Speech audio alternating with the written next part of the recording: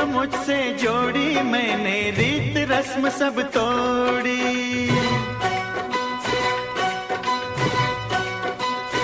तूने प्रीत जो मुझसे जोड़ी मैंने रीत रस्म सब तोड़ी। मन की नगरी में हलचल हुई रे, मन की नगरी में हलचल हुई रे, मन की नगरी में हलचल हुई रे, मन की नगरी में हलचल हुई रे। मेरे दिल की तू धड़कन, तेरे दिल की मैं धड़कन, मेरे मितवा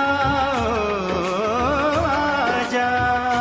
तूने प्रीत जो मुझसे जोड़ी मैंने रोक राज सब छोड़ी। तूने प्रीत जो मुझसे जोड़ी मैंने रीत रस्म सब तोड़ी।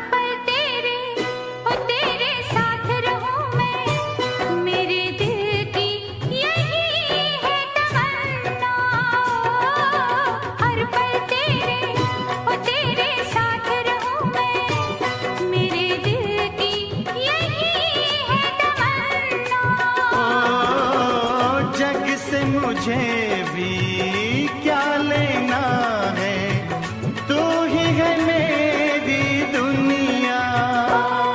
मैं मीरा तू मोह, मैं काया तू जीवन, मेरे मितवा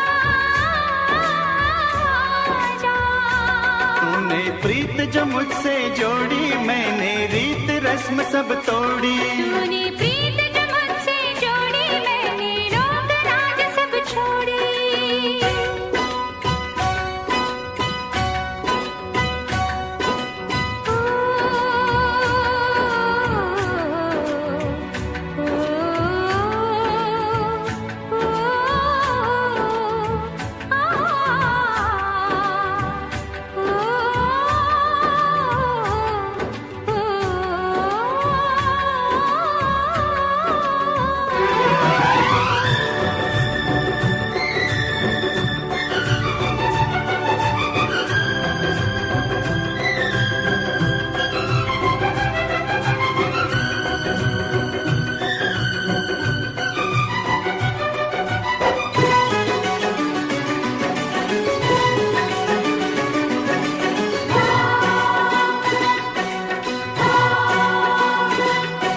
सात गगन है साथ है सागर, अपना साथ है सात जन्म का। ओ सात गगन है साथ है सागर, अपना साथ है सात जन्म का। सात सुरों से भी है सुरीला गीत मेरे जन्म का। मेरे दिल की तू धड़कन, तेरे दिल की मैं धड़कन, मेरे मितवा आजा। तूने प्रीत जो मुझसे जोड़ी मैंने रोक लाज सब छोड़ी। प्यार में तेरे पागल हुई रे, प्यार में तेरे पागल हुई रे। मैं मीरा तू मोह, मैं काया तू जीवन, मेरे मितवा आजा। तूने प्रीत जो मुझसे जोड़ी मैंने रीत रस्म सब तोड़ी। मन की नगरी में हलचल हुई रे, मन की नगरी में हलचल हुई रे। मेरे दिल की तू धड़कन, तेरे दिल की मैं धड़कन, मेरे मितवा आजा। मेरे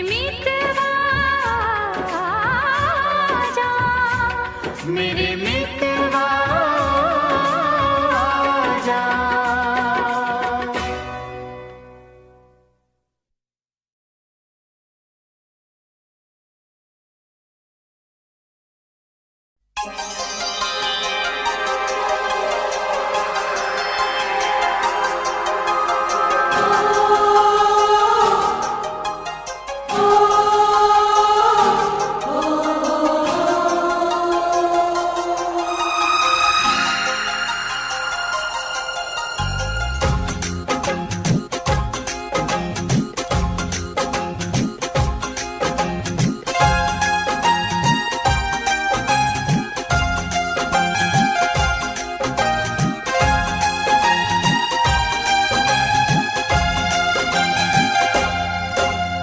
ना गजरे की धार, ना मोतियों के हार, ना कोई किया सिंगार, फिर भी कितनी सुंदर हो तुम, कितनी सुंदर हो।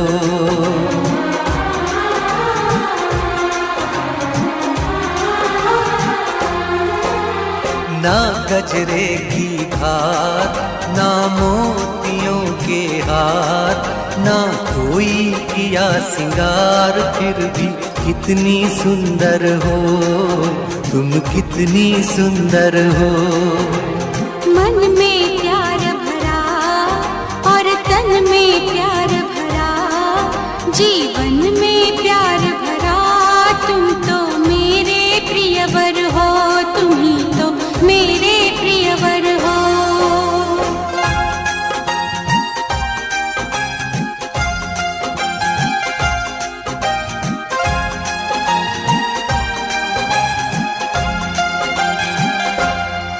सिंगार तेरा यौवन, यौवन ही तेरा गहना, सिंगार तेरा यौवन, यौवन ही तेरा गहना। तू ताजगी फूलों की, क्या सादगी का कहना। उड़े खुशबू जब चले तू, उड़े खुशबू जब चले तू, बोले तो बजे सितार। ना गजरे की धार, ना मोतियों के हार, ना कोई किया सिंगार, फिर भी कितनी सुंदर हो तुम, कितनी सुंदर हो।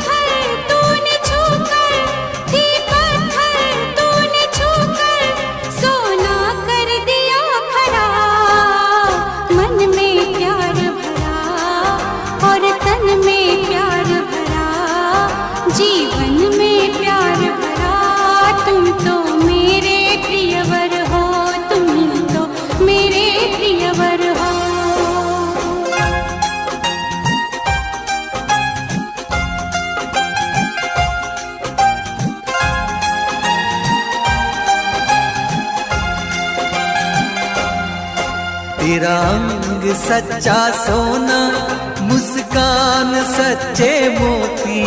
तेरा अंग सच्चा सोना, मुस्कान सच्चे मोती। तेरे होठ हैं मधुशाला, तू रूप की है ज्योति। तेरी सूरत जैसे मूरत, तेरी सूरत जैसे मूरत, मैं देखूं बार बार। ना गजरे की धार, ना मोतियों के हार, ना कोई किया सिंगार, फिर भी कितनी सुंदर हो तुम, कितनी सुंदर हो। मन में प्यार भरा और तन में प्यार भरा, जीवन में प्यार भरा, तुम तो मेरे प्रियवर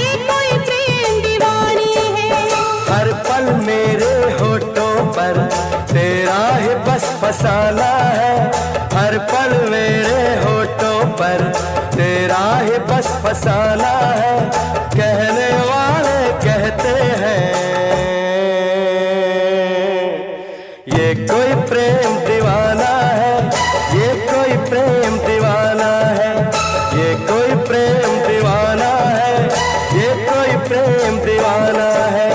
हर पल मेरे होठों पर तेरा ही बस फसाना है।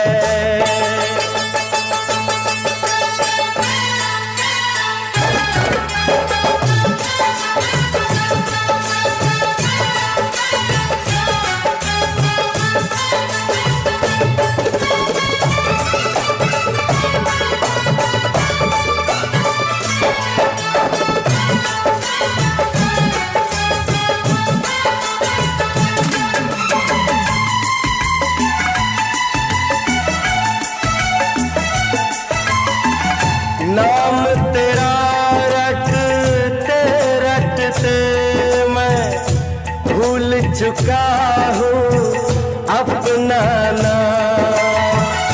याद तुझे करते रहते हैं और नहीं कोई दूजा का। नाम तेरा रटते रटते मैं भूल चुकी हूँ अपना नाम। याद तुझे करते रहते हैं और नहीं कोई दूजा काम।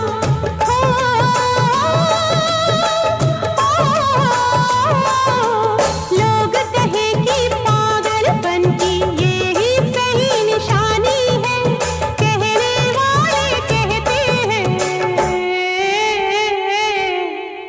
ये कोई प्रेम दीवानी है, ये कोई प्रेम दीवानी है, ये कोई प्रेम दीवानी है, ये कोई प्रेम दीवानी है। हर पल मेरे होठों पर तेरा ही बस फसाना है, कहने वाले कहते हैं ये कोई प्रेम दीवाना है, ये कोई प्रेम दीवाना है, ये कोई प्रेम दीवाना है, ये कोई प्रेम दीवाना है।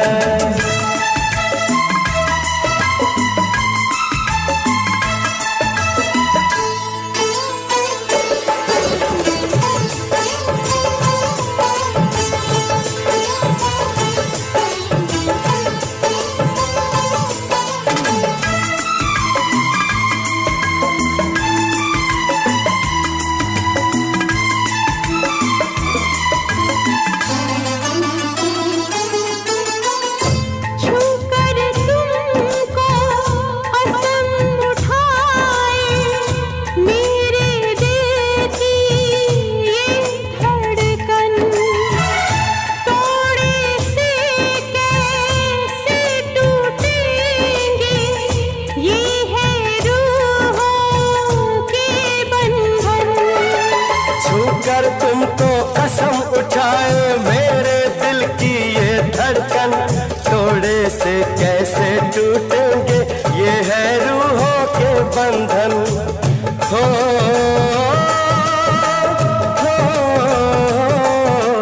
प्यार के कदमों में हमने सारा जहां झुकाना है, कहने वाले कहते हैं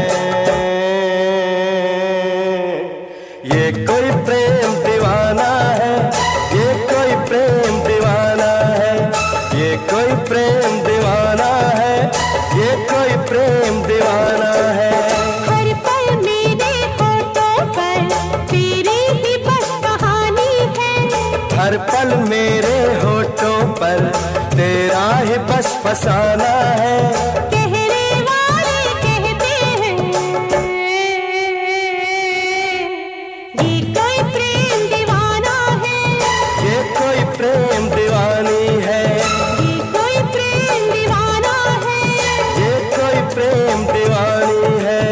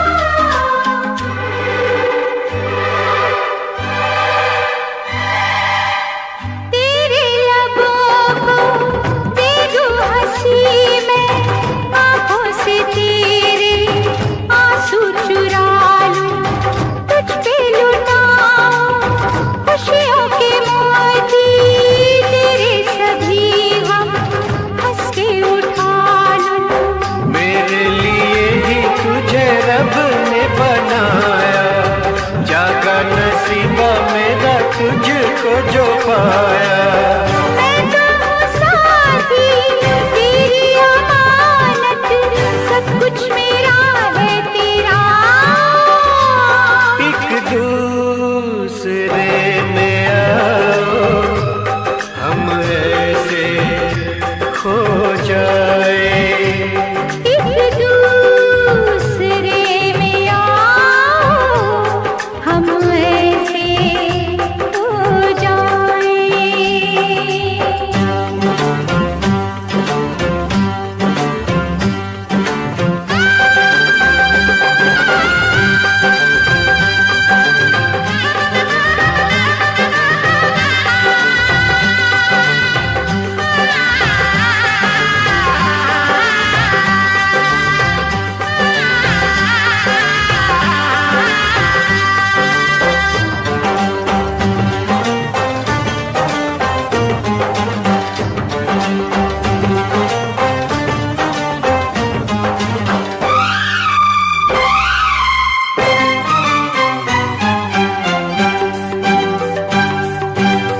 जाऊं कभी जो मैं दूर तुझसे, तेरी मोहब्बत बाहों में खींचे। जी चाहता है सारी उम्र मैं सोया रहूं तेरी जुल्फों के नीचे। आजा कलेजे से मैं तुझको लगा लूं, देखे ना कोई तुझे सांसों में छुपा लूं। ऐसे मिटा दे जन्मों की दूरी, हो न कोई फासला। एक दूसरे में आओ हम ऐसे खो जाए। एक दूसरे में आओ हम।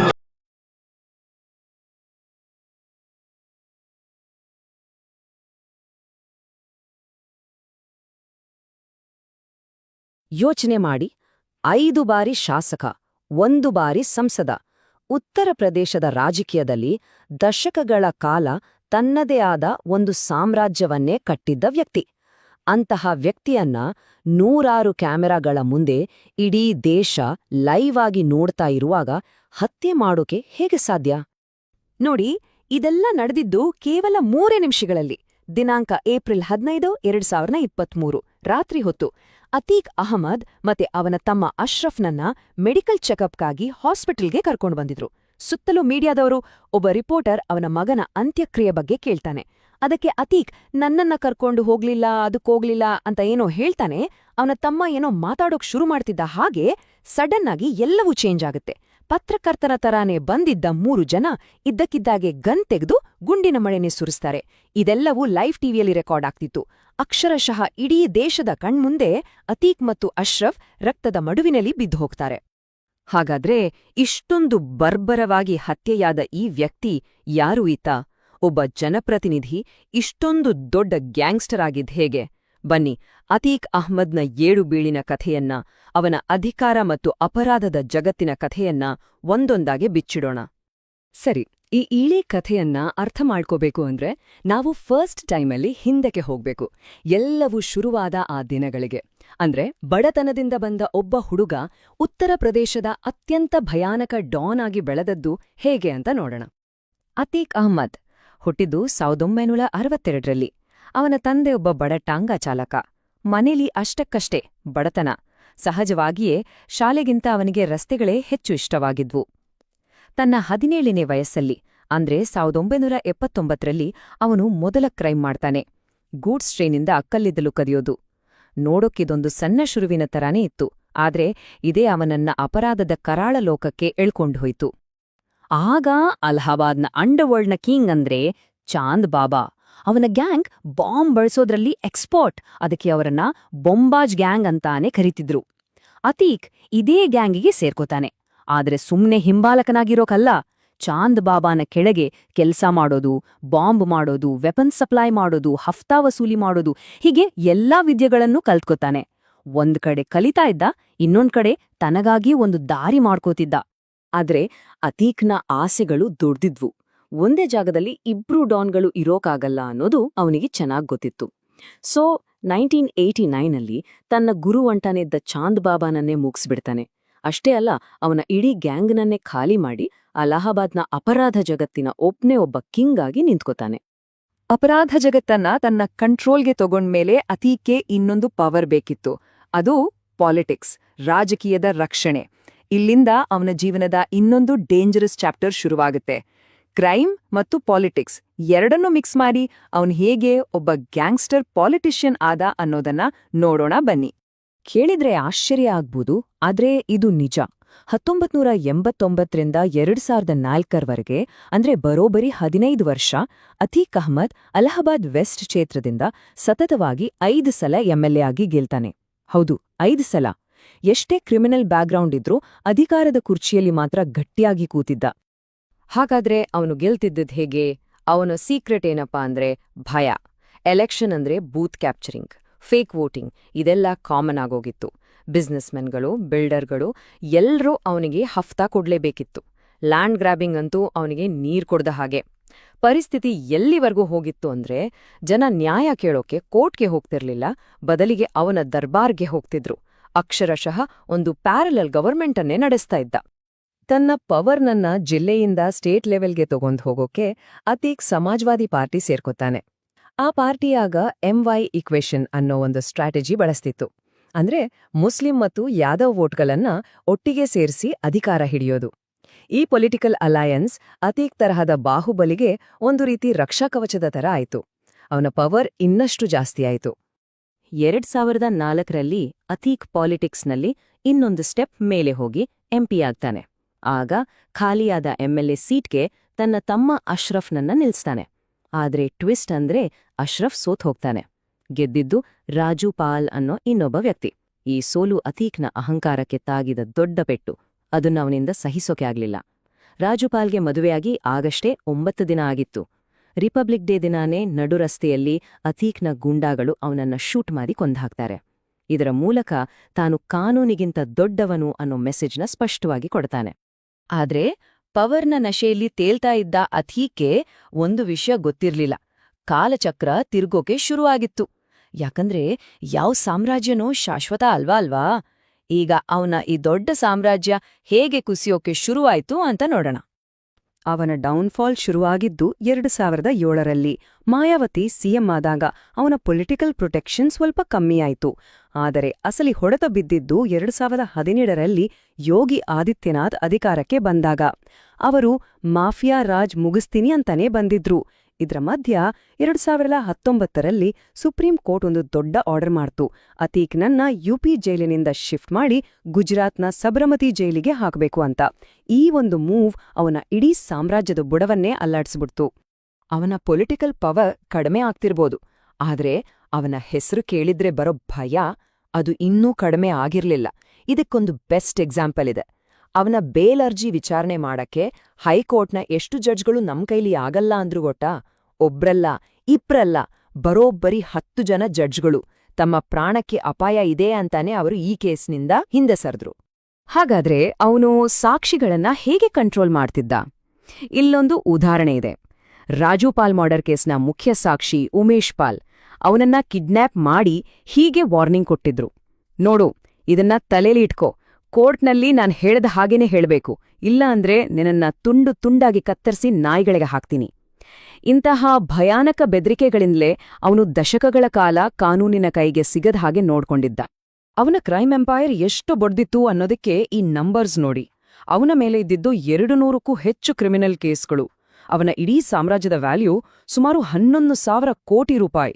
ಗವರ್ಮೆಂಟ್ ಆಕ್ಷನ್ ತಗೊಂಡ ಮೇಲೆ ಇದರಲ್ಲಿ ಸುಮಾರು 3,000 ಕೋಟಿ ರೂಪಾಯಿಗಿಂತ ಹೆಚ್ಚು ಆಸ್ತಿಯನ್ನ ಸೀಸ್ ಮಾಡಲಾಗಿದೆ ಅಥವಾ ಬುಲ್ಡೋಸ್ ಮಾಡಲಾಗಿದೆ. ಅಂದ್ರೆ ಇದು ಕೇವಲ ಒಬ್ಬ ವ್ಯಕ್ತಿಯ ಕಥೆಯಲ್ಲ, ಇದೊಂದು ದೊಡ್ಡ ಆರ್ಗನೈಸೇಷನ್ ಆಗಿತ್ತು. ಆದ್ರೆ ಅವನ ಪತನದ ಶವಪೆಟ್ಟಿಗೆಗೆ ಕೊನೆಯ ಮೊಳೆ ಹೊಡೆದಿದ್ದು ಫೆಬ್ರವರಿ 24, 2023ರಂದು. ಅವತ್ತು ಜೈಲಲ್ಲಿದ್ದ ಅತೀಕ್ನ ಆರ್ಡರ್ ಮೇರೆಗೆ ಅವನ ಮಗ ಅಸಾದ್ ಅದೇ ಉಮೇಶ್ ಪಾಲ್ನನ್ನ ಹಾಡಹಗಲೇ CCTV ಕ್ಯಾಮ್ರಾಗಳ ಮುಂದೆನೆ ಶೂಟ್ ಮಾಡಿ ಕೊಲ್ತಾನೆ. ಈ ಒಂದೇ ಒಂದು ತಪ್ಪು ಅವರ ಇಡೀ ಕುಟುಂಬ ಮತ್ತು ಸಾಮ್ರಾಜ್ಯದ ಸರ್ವನಾಶಕ್ಕೆ ಕಾರಣವಾಯಿತು. ಈ ಘಟನೆ ಆದ್ಮೇಲೆ ಸರ್ಕಾರ ಮಾಫಿಯಾಗಳನ್ನ ಮಣ್ಣಲ್ಲಿ ಮಣ್ಣು ಮಾಡ್ತೀವಿ ಅಂತ ಓಪನ್ ಸ್ಟೇಟ್ಮೆಂಟ್ ಕೊಡ್ತು. ಅದರ ರಿಸಲ್ಟ್ ಕೂಡ ಫಾಸ್ಟ್ ಆಗಿ ಬಂತು. ಕೆಲವೇ ದಿನಗಳಲ್ಲಿ ಪೊಲೀಸ್ ಎನ್ಕೌಂಟರ್ಗಳಲ್ಲಿ ಅತೀಕ್ನ ಮಗ ಅಸಾದ್ ಮತ್ತು ಅವನ ಹತ್ತಿರದ ಸಹಚರರನ್ನ ಮುಗಿಸಲಾಯಿತು. ಅವನ ಸಾಮ್ರಾಜ್ಯದ ಒಂದೊಂದೇ ಪಿಲ್ಲರ್ಗಳು ಬೀಳೋಕೆ ಶುರುವಾದ್ವು. ಇದೆಲ್ಲವೂ ನಮ್ಮನ್ನ ಮತ್ತೆ ನಾವು ಶುರು ಮಾಡಿದ ಜಾಗಕ್ಕೆ ಕರ್ಕೊಬರುತ್ತೆ, ಅಂದ್ರೆ ಅವನ ಹತ್ಯೆಯಾದ ಆ ಕ್ಷಣಕ್ಕೆ. ಅವನ ಸಾಮ್ರಾಜ್ಯತೋ ಹೋಯ್ತು, ಆದ್ರೆ ಅವನ ಸಾವು ಉತ್ತರಗಳಿಗಿಂತ ಜಾಸ್ತಿ ಪ್ರಶ್ನೆಗಳನ್ನೇ ಬಿಟ್ಟೋಗಿದೆ. ಇದು ನ್ಯಾಯನಾ ಅಥವಾ ಒಂದು ಪಕ್ಕಾ ಪ್ಲ್ಯಾಂಡ್ ಕಾನ್ಸ್ಪಿರಸಿನಾ? ಪೊಲೀಸರ ಹತ್ರ ಆ ಶೂಟರ್ಸ್ ಹೇಳಿದ್ದು ಒಂದೇ ಮಾತು, ನಮ್ಗೆ ಕ್ರೈಮ್ ವರ್ಲ್ಡ್ನಲ್ಲಿ ದೊಡ್ಡ ಹೆಸರು ಮಾಡ್ಬೇಕಿತ್ತು, ಅದಕ್ಕೆ ಕೊಂದ್ವಿ ಅಂತ. ಕಥೆ ಇಷ್ಟೇ ಸಿಂಪಲ್ ಆಗಿದ್ಯಾ ಅಥವಾ ಈ ಚಿಕ್ಕಪುಟ್ಟ ಕ್ರಿಮಿನಲ್ಸ್ಗಳ ಹಿಂದೆ ಬೇರೆ ಯಾವ್ದಾದ್ರೂ ದೊಡ್ಡ ತಲೆ ಇದೆಯಾ? ಸಾಕ್ಷ್ಯಗಳು ಏನನ್ನ ಹೇಳ್ತಿವೆ? ಈ ಕಥೆಯಲ್ಲಿ ತುಂಬಾ ಮಿಸ್ಸಿಂಗ್ ಲಿಂಕ್ಗಳಿವೆ. ಯೋಚನೆ ಮಾಡಿ ನೋಡಿ, ಬೇರೆ ಬೇರೆ ಊರುಗಳು, ಒಬ್ಬರಿಗೊಬ್ಬರು ಪರಿಚಯನೇ ಇಲ್ದ 3 ಜನ ಕ್ರಿಮಿನಲ್ಗಳು ಒಟ್ಟಿಗೆ ಸೇರಿ ಇಷ್ಟೊಂದು ಪರ್ಫೆಕ್ಟ್ ಆಗಿ ಅಟ್ಯಾಕ್ ಮಾಡೋಕೆ ಹೇಗೆ ಸಾಧ್ಯ? ಅವರಿಗೆ ಲಕ್ಷಾಂತರ ರೂಪಾಯಿ ಬೆಲೆ ಬಾಳೋ ಇಂಪೋರ್ಟೆಡ್ ಪಿಸ್ಟೂಲ್ಗಳು ಎಲ್ಲಿಂದ ಬಂದು?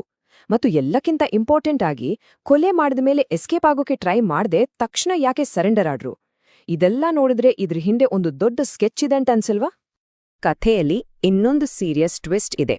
ವಿಚಾರಣೆ ಟೈಮಲ್ಲಿ ಅತೀಕ್ ತಾನೇ ಒಪ್ಕೊಂಡಿದ್ನಂತೆ ತನಗೆ ಪಾಕಿಸ್ತಾನದ ISI ಮತ್ತು ಲಷ್ಕರ್ ಎ ತೊಯ್ಬಾ ತರಹದ ಟೆರರಿಸ್ಟ್ ಆರ್ಗನೈಸೇಷನ್ಸ್ಗಳ ಜೊತೆ ಕಾಂಟ್ಯಾಕ್ಟ್ ಇತ್ತು ಅಂತ. ಅಷ್ಟೇ ಅಲ್ಲ, ಡ್ರೋನ್ಗಳನ್ನ ಯೂಸ್ ಮಾಡಿ ಪಾಕಿಸ್ತಾನದಿಂದ ಇಂಡಿಯಾಗೆ ವೆಪನ್ಸ್ ತರಿಸ್ತಿದ್ದೆ ಅಂತಾನೂ ಹೇಳಿದ್ದ. ಒಂದು ವೇಳೆ ಇದೆಲ್ಲ ನಿಜಾನೇ ಆಗಿದ್ರೆ ಅವನಿಗೆ ಶತ್ರುಗಳು ಕೇವಲ ಲೋಕಲ್ ಗ್ಯಾಂಗ್ಸ್ಗಳು ಅಥವಾ ಪೊಲಿಟಿಷಿಯನ್ಸ್ ಆಗಿರ್ಲಿಲ್ಲ, ಅದಕ್ಕಿಂತ ತುಂಬಾನೇ ದೊಡ್ಡವರಾಗಿದ್ರು ಅಂತ ಅರ್ಥ. ಹಾಗಾದ್ರೆ ಕೊನೆಗೆ ನಾವು ಏನು ತೀರ್ಮಾನಕ್ಕೆ ಬರ್ಬೋದು? ಅತೀಕ್ ಅಹ್ಮದ್ನ ಹತ್ಯೆ ಆ 3 ಕ್ರಿಮಿನಲ್ಗಳ ದೊಡ್ಡ ಹೆಸರು ಮಾಡೋ ಆಸೆಯಷ್ಟೇನಾ? ಅಥವಾ ಇದರ ಹಿಂದೆ ಬೇರೆನೇ ಒಂದು ವ್ಯವಸ್ಥಿತ ಪ್ಲಾನ್ ಇತ್ತಾ? ಇಲ್ಲ ದಶಕಗಳ ಕಾಲ ಕಾನೂನಿನಿಂದ ತಪ್ಪಿಸ್ಕೊಂಡಿದ್ದ ಒಬ್ಬ ಕ್ರಿಮಿನಲ್ಗೆ ರಸ್ತೆಯಲ್ಲೇ ಸಿಕ್ಕ ಒಂದ್ ರೀತಿ ಸ್ಟ್ರೀಟ್ ಜಸ್ಟಿಸ್ಸಾ? ಈ ಪ್ರಶ್ನೆಗಳಿಗೆ ಉತ್ತರ ಬಹುಶಃ ಯಾವತ್ತೂ ಸಿಗದೇ ಇರ್ಬೋದು. ಆದ್ರೆ ಈ ಘಟನೆ ನಮ್ಮ ನ್ಯಾಯ ವ್ಯವಸ್ಥೆ ಮತ್ತು ನಮ್ಮ ಸಮಾಜದ ಬಗ್ಗೆ ಹಲವು ಗಂಭೀರವಾದ ಚರ್ಚೆಗಳನ್ನಂತೂ ಹುಟ್ಟುಹಾಕಿದೆ.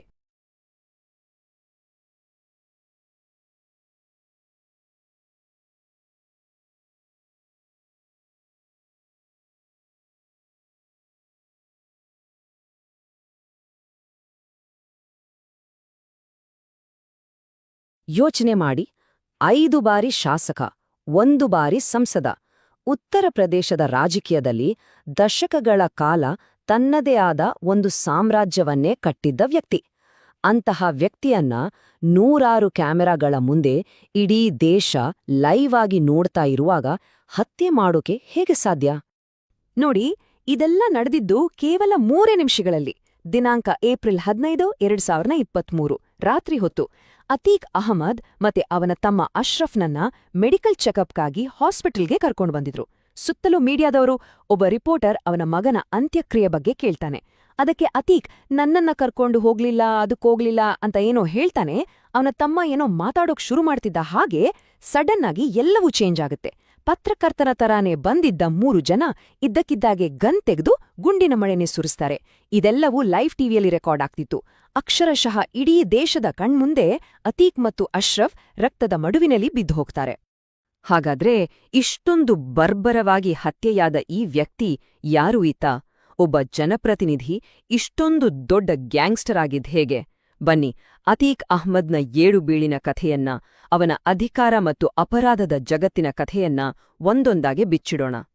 ಸರಿ, ಈ ಇಳಿ ಕಥೆಯನ್ನ ಅರ್ಥ ಮಾಡ್ಕೋಬೇಕು ಅಂದ್ರೆ ನಾವು ಫಸ್ಟ್ ಟೈಮಲ್ಲಿ ಹಿಂದಕ್ಕೆ ಹೋಗ್ಬೇಕು. ಎಲ್ಲವೂ ಶುರುವಾದ ಆ ದಿನಗಳಿಗೆ. ಅಂದ್ರೆ ಬಡತನದಿಂದ ಬಂದ ಒಬ್ಬ ಹುಡುಗ ಉತ್ತರ ಪ್ರದೇಶದ ಅತ್ಯಂತ ಭಯಾನಕ ಡಾನ್ ಆಗಿ ಬೆಳೆದದ್ದು ಹೇಗೆ ಅಂತ ನೋಡೋಣ.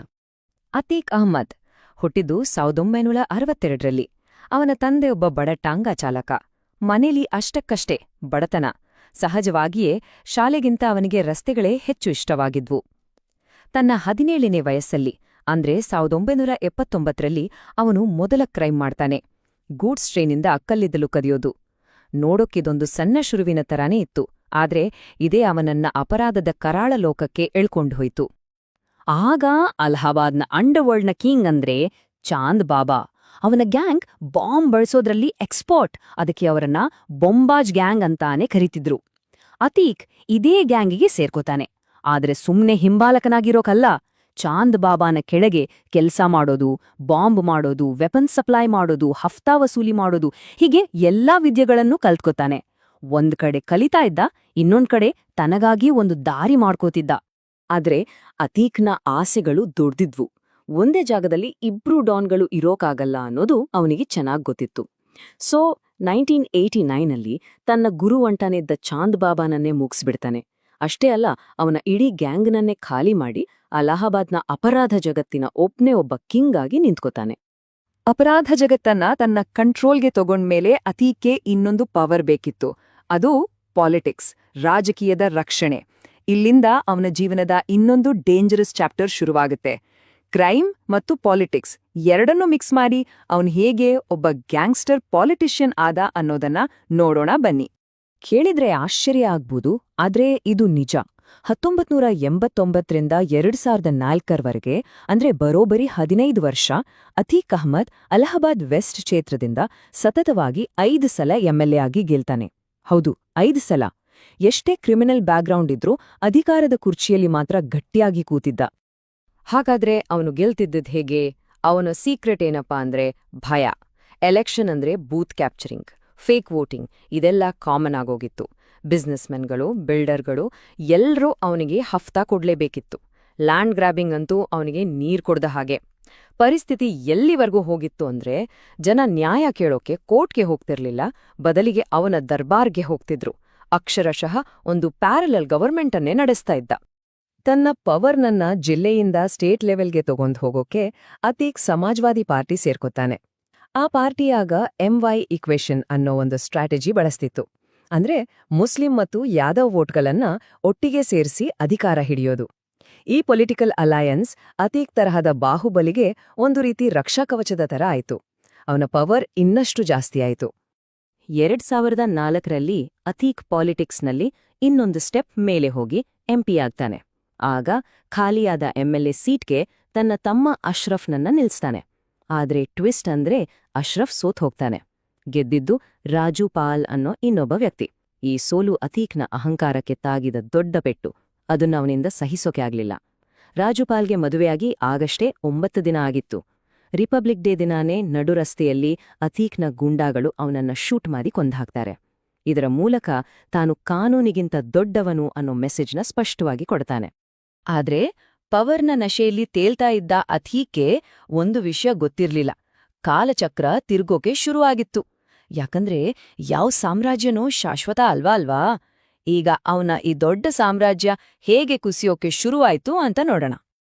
ಅವನ ಡೌನ್ಫಾಲ್ ಶುರುವಾಗಿದ್ದು 2007ರಲ್ಲಿ. ಮಾಯಾವತಿ ಸಿಎಂ ಆದಾಗ ಅವನ ಪೊಲಿಟಿಕಲ್ ಪ್ರೊಟೆಕ್ಷನ್ ಸ್ವಲ್ಪ ಕಮ್ಮಿಯಾಯಿತು. ಆದರೆ ಅಸಲಿ ಹೊಡೆತ ಬಿದ್ದಿದ್ದು 2017ರಲ್ಲಿ ಯೋಗಿ ಆದಿತ್ಯನಾಥ್ ಅಧಿಕಾರಕ್ಕೆ ಬಂದಾಗ. ಅವರು ಮಾಫಿಯಾ ರಾಜ್ ಮುಗಿಸ್ತೀನಿ ಅಂತಾನೇ ಬಂದಿದ್ರು. ಇದ್ರ ಮಧ್ಯ 2019ರಲ್ಲಿ ಸುಪ್ರೀಂ ಕೋರ್ಟ್ ಒಂದು ದೊಡ್ಡ ಆರ್ಡರ್ ಮಾಡ್ತು. ಅತೀಕ್ನನ್ನ UP ಜೈಲಿನಿಂದ ಶಿಫ್ಟ್ ಮಾಡಿ ಗುಜರಾತ್ನ ಸಬರಮತಿ ಜೈಲಿಗೆ ಹಾಕಬೇಕು ಅಂತ. ಈ ಒಂದು ಮೂವ್ ಅವನ ಇಡೀ ಸಾಮ್ರಾಜ್ಯದ ಬುಡವನ್ನೇ ಅಲ್ಲಾಡ್ಸ್ಬಿಡ್ತು.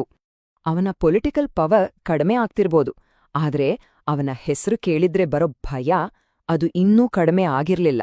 ಇದಕ್ಕೊಂದು ಬೆಸ್ಟ್ ಎಕ್ಸಾಂಪಲ್ ಇದೆ. ಅವನ ಬೇಲ್ ಅರ್ಜಿ ವಿಚಾರಣೆ ಮಾಡಕ್ಕೆ ಹೈಕೋರ್ಟ್ನ ಎಷ್ಟು ಜಡ್ಜ್ಗಳು ನಮ್ ಕೈಲಿ ಆಗಲ್ಲ ಅಂದ್ರೂ ಗೊತ್ತಾ? ಒಬ್ರಲ್ಲ, ಇಬ್ರಲ್ಲ, ಬರೋಬ್ಬರಿ 10 ಜನ ಜಡ್ಜ್ಗಳು. ತಮ್ಮ ಪ್ರಾಣಕ್ಕೆ ಅಪಾಯ ಇದೆ ಅಂತಾನೆ ಅವರು ಈ ಕೇಸ್ನಿಂದ ಹಿಂದೆ ಸರಿದ್ರು. ಹಾಗಾದ್ರೆ ಅವನು ಸಾಕ್ಷಿಗಳನ್ನ ಹೇಗೆ ಕಂಟ್ರೋಲ್ ಮಾಡ್ತಿದ್ದ? ಇಲ್ಲೊಂದು ಉದಾಹರಣೆ ಇದೆ. ರಾಜು ಪಾಲ್ ಮರ್ಡರ್ ಕೇಸ್ನ ಮುಖ್ಯ ಸಾಕ್ಷಿ ಉಮೇಶ್ ಪಾಲ್ ಅವನನ್ನ ಕಿಡ್ನ್ಯಾಪ್ ಮಾಡಿ ಹೀಗೆ ವಾರ್ನಿಂಗ್ ಕೊಟ್ಟಿದ್ರು. ನೋಡು, ಇದನ್ನ ತಲೆಲಿ ಇಟ್ಕೋ, ಕೋರ್ಟ್ನಲ್ಲಿ ನಾನ್ ಹೇಳ್ದ ಹಾಗೇನೆ ಹೇಳ್ಬೇಕು, ಇಲ್ಲ ಅಂದ್ರೆ ನಿನ್ನನ್ನ ತುಂಡು ತುಂಡಾಗಿ ಕತ್ತರಿಸಿ ನಾಯಿಗಳಿಗೆ ಹಾಕ್ತೀನಿ. ಇಂತಹ ಭಯಾನಕ ಬೆದರಿಕೆಗಳಿಂದಲೇ ಅವನು ದಶಕಗಳ ಕಾಲ ಕಾನೂನಿನ ಕೈಗೆ ಸಿಗದ ಹಾಗೆ ನೋಡ್ಕೊಂಡಿದ್ದ. ಅವನ ಕ್ರೈಮ್ ಎಂಪೈರ್ ಎಷ್ಟು ಬೊಡ್ದಿತ್ತು ಅನ್ನೋದಕ್ಕೆ ಈ ನಂಬರ್ಸ್ ನೋಡಿ. ಅವನ ಮೇಲೆ ಇದ್ದಿದ್ದು 200ಕ್ಕೂ ಹೆಚ್ಚು ಕ್ರಿಮಿನಲ್ ಕೇಸ್ಗಳು. ಅವನ ಇಡೀ ಸಾಮ್ರಾಜ್ಯದ ವ್ಯಾಲ್ಯೂ ಸುಮಾರು 11,000 ಕೋಟಿ ರೂಪಾಯಿ. ಗವರ್ಮೆಂಟ್ ಆಕ್ಷನ್ ತಗೊಂಡ ಮೇಲೆ ಇದರಲ್ಲಿ ಸುಮಾರು 3,000 ಕೋಟಿ ರೂಪಾಯಿಗಿಂತ ಹೆಚ್ಚು ಆಸ್ತಿಯನ್ನ ಸೀಸ್ ಮಾಡಲಾಗಿದೆ ಅಥವಾ ಬುಲ್ಡೋಸ್ ಮಾಡಲಾಗಿದೆ. ಅಂದ್ರೆ ಇದು ಕೇವಲ ಒಬ್ಬ ವ್ಯಕ್ತಿಯ ಕಥೆಯಲ್ಲ, ಇದೊಂದು ದೊಡ್ಡ ಆರ್ಗನೈಸೇಷನ್ ಆಗಿತ್ತು. ಆದ್ರೆ ಅವನ ಪತನದ ಶವಪೆಟ್ಟಿಗೆಗೆ ಕೊನೆಯ ಮೊಳೆ ಹೊಡೆದಿದ್ದು ಫೆಬ್ರವರಿ 24, 2023ರಂದು. ಅವತ್ತು ಜೈಲಲ್ಲಿದ್ದ ಅತೀಕ್ನ ಆರ್ಡರ್ ಮೇರೆಗೆ ಅವನ ಮಗ ಅಸಾದ್ ಅದೇ ಉಮೇಶ್ ಪಾಲ್ನನ್ನ ಹಾಡಹಗಲೇ CCTV ಕ್ಯಾಮ್ರಾಗಳ ಮುಂದೆನೆ ಶೂಟ್ ಮಾಡಿ ಕೊಲ್ತಾನೆ. ಈ ಒಂದೇ ಒಂದು ತಪ್ಪು ಅವರ ಇಡೀ ಕುಟುಂಬ ಮತ್ತು ಸಾಮ್ರಾಜ್ಯದ ಸರ್ವನಾಶಕ್ಕೆ ಕಾರಣವಾಯಿತು. ಈ ಘಟನೆ ಆದ್ಮೇಲೆ ಸರ್ಕಾರ ಮಾಫಿಯಾಗಳನ್ನ ಮಣ್ಣಲ್ಲಿ ಮಣ್ಣು ಮಾಡ್ತೀವಿ ಅಂತ ಓಪನ್ ಸ್ಟೇಟ್ಮೆಂಟ್ ಕೊಡ್ತು. ಅದರ ರಿಸಲ್ಟ್ ಕೂಡ ಫಾಸ್ಟ್ ಆಗಿ ಬಂತು. ಕೆಲವೇ ದಿನಗಳಲ್ಲಿ ಪೊಲೀಸ್ ಎನ್ಕೌಂಟರ್ಗಳಲ್ಲಿ ಅತೀಕ್ನ ಮಗ ಅಸಾದ್ ಮತ್ತು ಅವನ ಹತ್ತಿರದ ಸಹಚರರನ್ನ ಮುಗಿಸಲಾಯಿತು. ಅವನ ಸಾಮ್ರಾಜ್ಯದ ಒಂದೊಂದೇ ಪಿಲ್ಲರ್ಗಳು ಬೀಳೋಕೆ ಶುರುವಾದ್ವು. ಇದೆಲ್ಲವೂ ನಮ್ಮನ್ನ ಮತ್ತೆ ನಾವು ಶುರು ಮಾಡಿದ ಜಾಗಕ್ಕೆ ಕರ್ಕೊಬರುತ್ತೆ, ಅಂದ್ರೆ ಅವನ ಹತ್ಯೆಯಾದ ಆ ಕ್ಷಣಕ್ಕೆ. ಅವನ ಸಾಮ್ರಾಜ್ಯತೋ ಹೋಯ್ತು, ಆದ್ರೆ ಅವನ ಸಾವು ಉತ್ತರಗಳಿಗಿಂತ ಜಾಸ್ತಿ ಪ್ರಶ್ನೆಗಳನ್ನೇ ಬಿಟ್ಟೋಗಿದೆ. ಇದು ನ್ಯಾಯನಾ ಅಥವಾ ಒಂದು ಪಕ್ಕಾ ಪ್ಲ್ಯಾಂಡ್ ಕಾನ್ಸ್ಪಿರಸಿನಾ? ಪೊಲೀಸರ ಹತ್ರ ಆ ಶೂಟರ್ಸ್ ಹೇಳಿದ್ದು ಒಂದೇ ಮಾತು, ನಮ್ಗೆ ಕ್ರೈಮ್ ವರ್ಲ್ಡ್ನಲ್ಲಿ ದೊಡ್ಡ ಹೆಸರು ಮಾಡ್ಬೇಕಿತ್ತು, ಅದಕ್ಕೆ ಕೊಂದ್ವಿ ಅಂತ. ಕಥೆ ಇಷ್ಟೇ ಸಿಂಪಲ್ ಆಗಿದ್ಯಾ? ಅಥವಾ ಈ ಚಿಕ್ಕಪುಟ್ಟ ಕ್ರಿಮಿನಲ್ಸ್ಗಳ ಹಿಂದೆ ಬೇರೆ ಯಾವ್ದಾದ್ರೂ ದೊಡ್ಡ ತಲೆ ಇದೆಯಾ? ಸಾಕ್ಷ್ಯಗಳು ಏನನ್ನ ಹೇಳ್ತಿವೆ? ಈ ಕಥೆಯಲ್ಲಿ ತುಂಬಾ ಮಿಸ್ಸಿಂಗ್ ಲಿಂಕ್ಗಳಿವೆ. ಯೋಚನೆ ಮಾಡಿ ನೋಡಿ, ಬೇರೆ ಬೇರೆ ಊರುಗಳು, ಒಬ್ಬರಿಗೊಬ್ಬರು ಪರಿಚಯನೇ ಇಲ್ದ 3 ಜನ ಕ್ರಿಮಿನಲ್ಗಳು ಒಟ್ಟಿಗೆ ಸೇರಿ ಇಷ್ಟೊಂದು ಪರ್ಫೆಕ್ಟ್ ಆಗಿ ಅಟ್ಯಾಕ್ ಮಾಡೋಕೆ ಹೇಗೆ ಸಾಧ್ಯ? ಅವರಿಗೆ ಲಕ್ಷಾಂತರ ರೂಪಾಯಿ ಬೆಲೆ ಬಾಳೋ ಇಂಪೋರ್ಟೆಡ್ ಪಿಸ್ಟೂಲ್ಗಳು ಎಲ್ಲಿಂದ ಬಂದು? ಮತ್ತು ಎಲ್ಲಕ್ಕಿಂತ ಇಂಪಾರ್ಟೆಂಟ್ ಆಗಿ, ಕೊಲೆ ಮಾಡಿದ ಮೇಲೆ ಎಸ್ಕೇಪ್ ಆಗೋಕೆ ಟ್ರೈ ಮಾಡ್ದೆ ತಕ್ಷಣ ಯಾಕೆ ಸರೆಂಡರ್ ಆಡ್ರು? ಇದೆಲ್ಲ ನೋಡಿದ್ರೆ ಇದ್ರ ಹಿಂದೆ ಒಂದು ದೊಡ್ಡ ಸ್ಕೆಚ್ ಇದೆ ಅಂತ ಅನ್ಸಲ್ವಾ? ಕಥೆಯಲ್ಲಿ ಇನ್ನೊಂದು ಸೀರಿಯಸ್ ಟ್ವಿಸ್ಟ್ ಇದೆ. ವಿಚಾರಣೆ ಟೈಮಲ್ಲಿ ಅತೀಕ್ ತಾನೇ ಒಪ್ಕೊಂಡಿದ್ನಂತೆ ತನಗೆ ಪಾಕಿಸ್ತಾನದ ISI ಮತ್ತು ಲಷ್ಕರ್ ಎ ತೊಯ್ಬಾ ತರಹದ ಟೆರರಿಸ್ಟ್ ಆರ್ಗನೈಸೇಷನ್ಸ್ಗಳ ಜೊತೆ ಕಾಂಟ್ಯಾಕ್ಟ್ ಇತ್ತು ಅಂತ. ಅಷ್ಟೇ ಅಲ್ಲ, ಡ್ರೋನ್ಗಳನ್ನ ಯೂಸ್ ಮಾಡಿ ಪಾಕಿಸ್ತಾನದಿಂದ ಇಂಡಿಯಾಗೆ ವೆಪನ್ಸ್ ತರಿಸ್ತಿದ್ದೆ ಅಂತಾನೂ ಹೇಳಿದ್ದ. ಒಂದು ವೇಳೆ ಇದೆಲ್ಲ ನಿಜಾನೇ ಆಗಿದ್ರೆ ಅವನಿಗೆ ಶತ್ರುಗಳು ಕೇವಲ ಲೋಕಲ್ ಗ್ಯಾಂಗ್ಸ್ಗಳು ಅಥವಾ ಪೊಲಿಟಿಷಿಯನ್ಸ್ ಆಗಿರ್ಲಿಲ್ಲ, ಅದಕ್ಕಿಂತ ತುಂಬಾನೇ ದೊಡ್ಡವರಾಗಿದ್ರು ಅಂತ ಅರ್ಥ. ಹಾಗಾದ್ರೆ ಕೊನೆಗೆ ನಾವು ಏನು ತೀರ್ಮಾನಕ್ಕೆ ಬರ್ಬೋದು? ಅತೀಕ್ ಅಹ್ಮದ್ನ ಹತ್ಯೆ ಆ 3 ಕ್ರಿಮಿನಲ್ಗಳ ದೊಡ್ಡ ಹೆಸರು ಮಾಡೋ ಆಸೆಯಷ್ಟೇನಾ? ಅಥವಾ ಇದರ ಹಿಂದೆ ಬೇರೆನೇ ಒಂದು ವ್ಯವಸ್ಥಿತ ಪ್ಲಾನ್ ಇತ್ತಾ? ಇಲ್ಲ, ದಶಕಗಳ ಕಾಲ ಕಾನೂನಿನಿಂದ ತಪ್ಪಿಸ್ಕೊಂಡಿದ್ದ ಒಬ್ಬ ಕ್ರಿಮಿನಲ್ಗೆ ರಸ್ತೆಯಲ್ಲೇ ಸಿಕ್ಕ ಒಂದ್ ರೀತಿ ಸ್ಟ್ರೀಟ್ ಜಸ್ಟಿಸ್ಸಾ? ಈ ಪ್ರಶ್ನೆಗಳಿಗೆ ಉತ್ತರ ಬಹುಶಃ ಯಾವತ್ತೂ ಸಿಗದೇ ಇರ್ಬೋದು. ಆದ್ರೆ ಈ ಘಟನೆ ನಮ್ಮ ನ್ಯಾಯ ವ್ಯವಸ್ಥೆ ಮತ್ತು ನಮ್ಮ ಸಮಾಜದ ಬಗ್ಗೆ ಹಲವು ಗಂಭೀರವಾದ ಚರ್ಚೆಗಳನ್ನಂತೂ ಹುಟ್ಟುಹಾಕಿದೆ.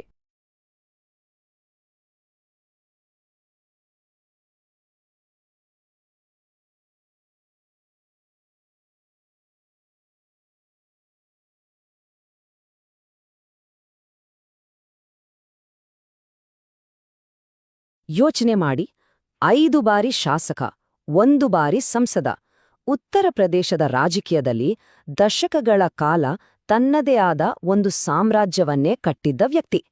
ಅಂತಹ ವ್ಯಕ್ತಿಯನ್ನ 100 ಕ್ಯಾಮೆರಾಗಳ ಮುಂದೆ ಇಡೀ ದೇಶ ಲೈವ್ ಆಗಿ ನೋಡ್ತಾ ಇರುವಾಗ ಹತ್ಯೆ ಮಾಡೋಕೆ ಹೇಗೆ ಸಾಧ್ಯ? ನೋಡಿ, ಇದೆಲ್ಲ ನಡೆದಿದ್ದು ಕೇವಲ 3 ನಿಮಿಷಗಳಲ್ಲಿ.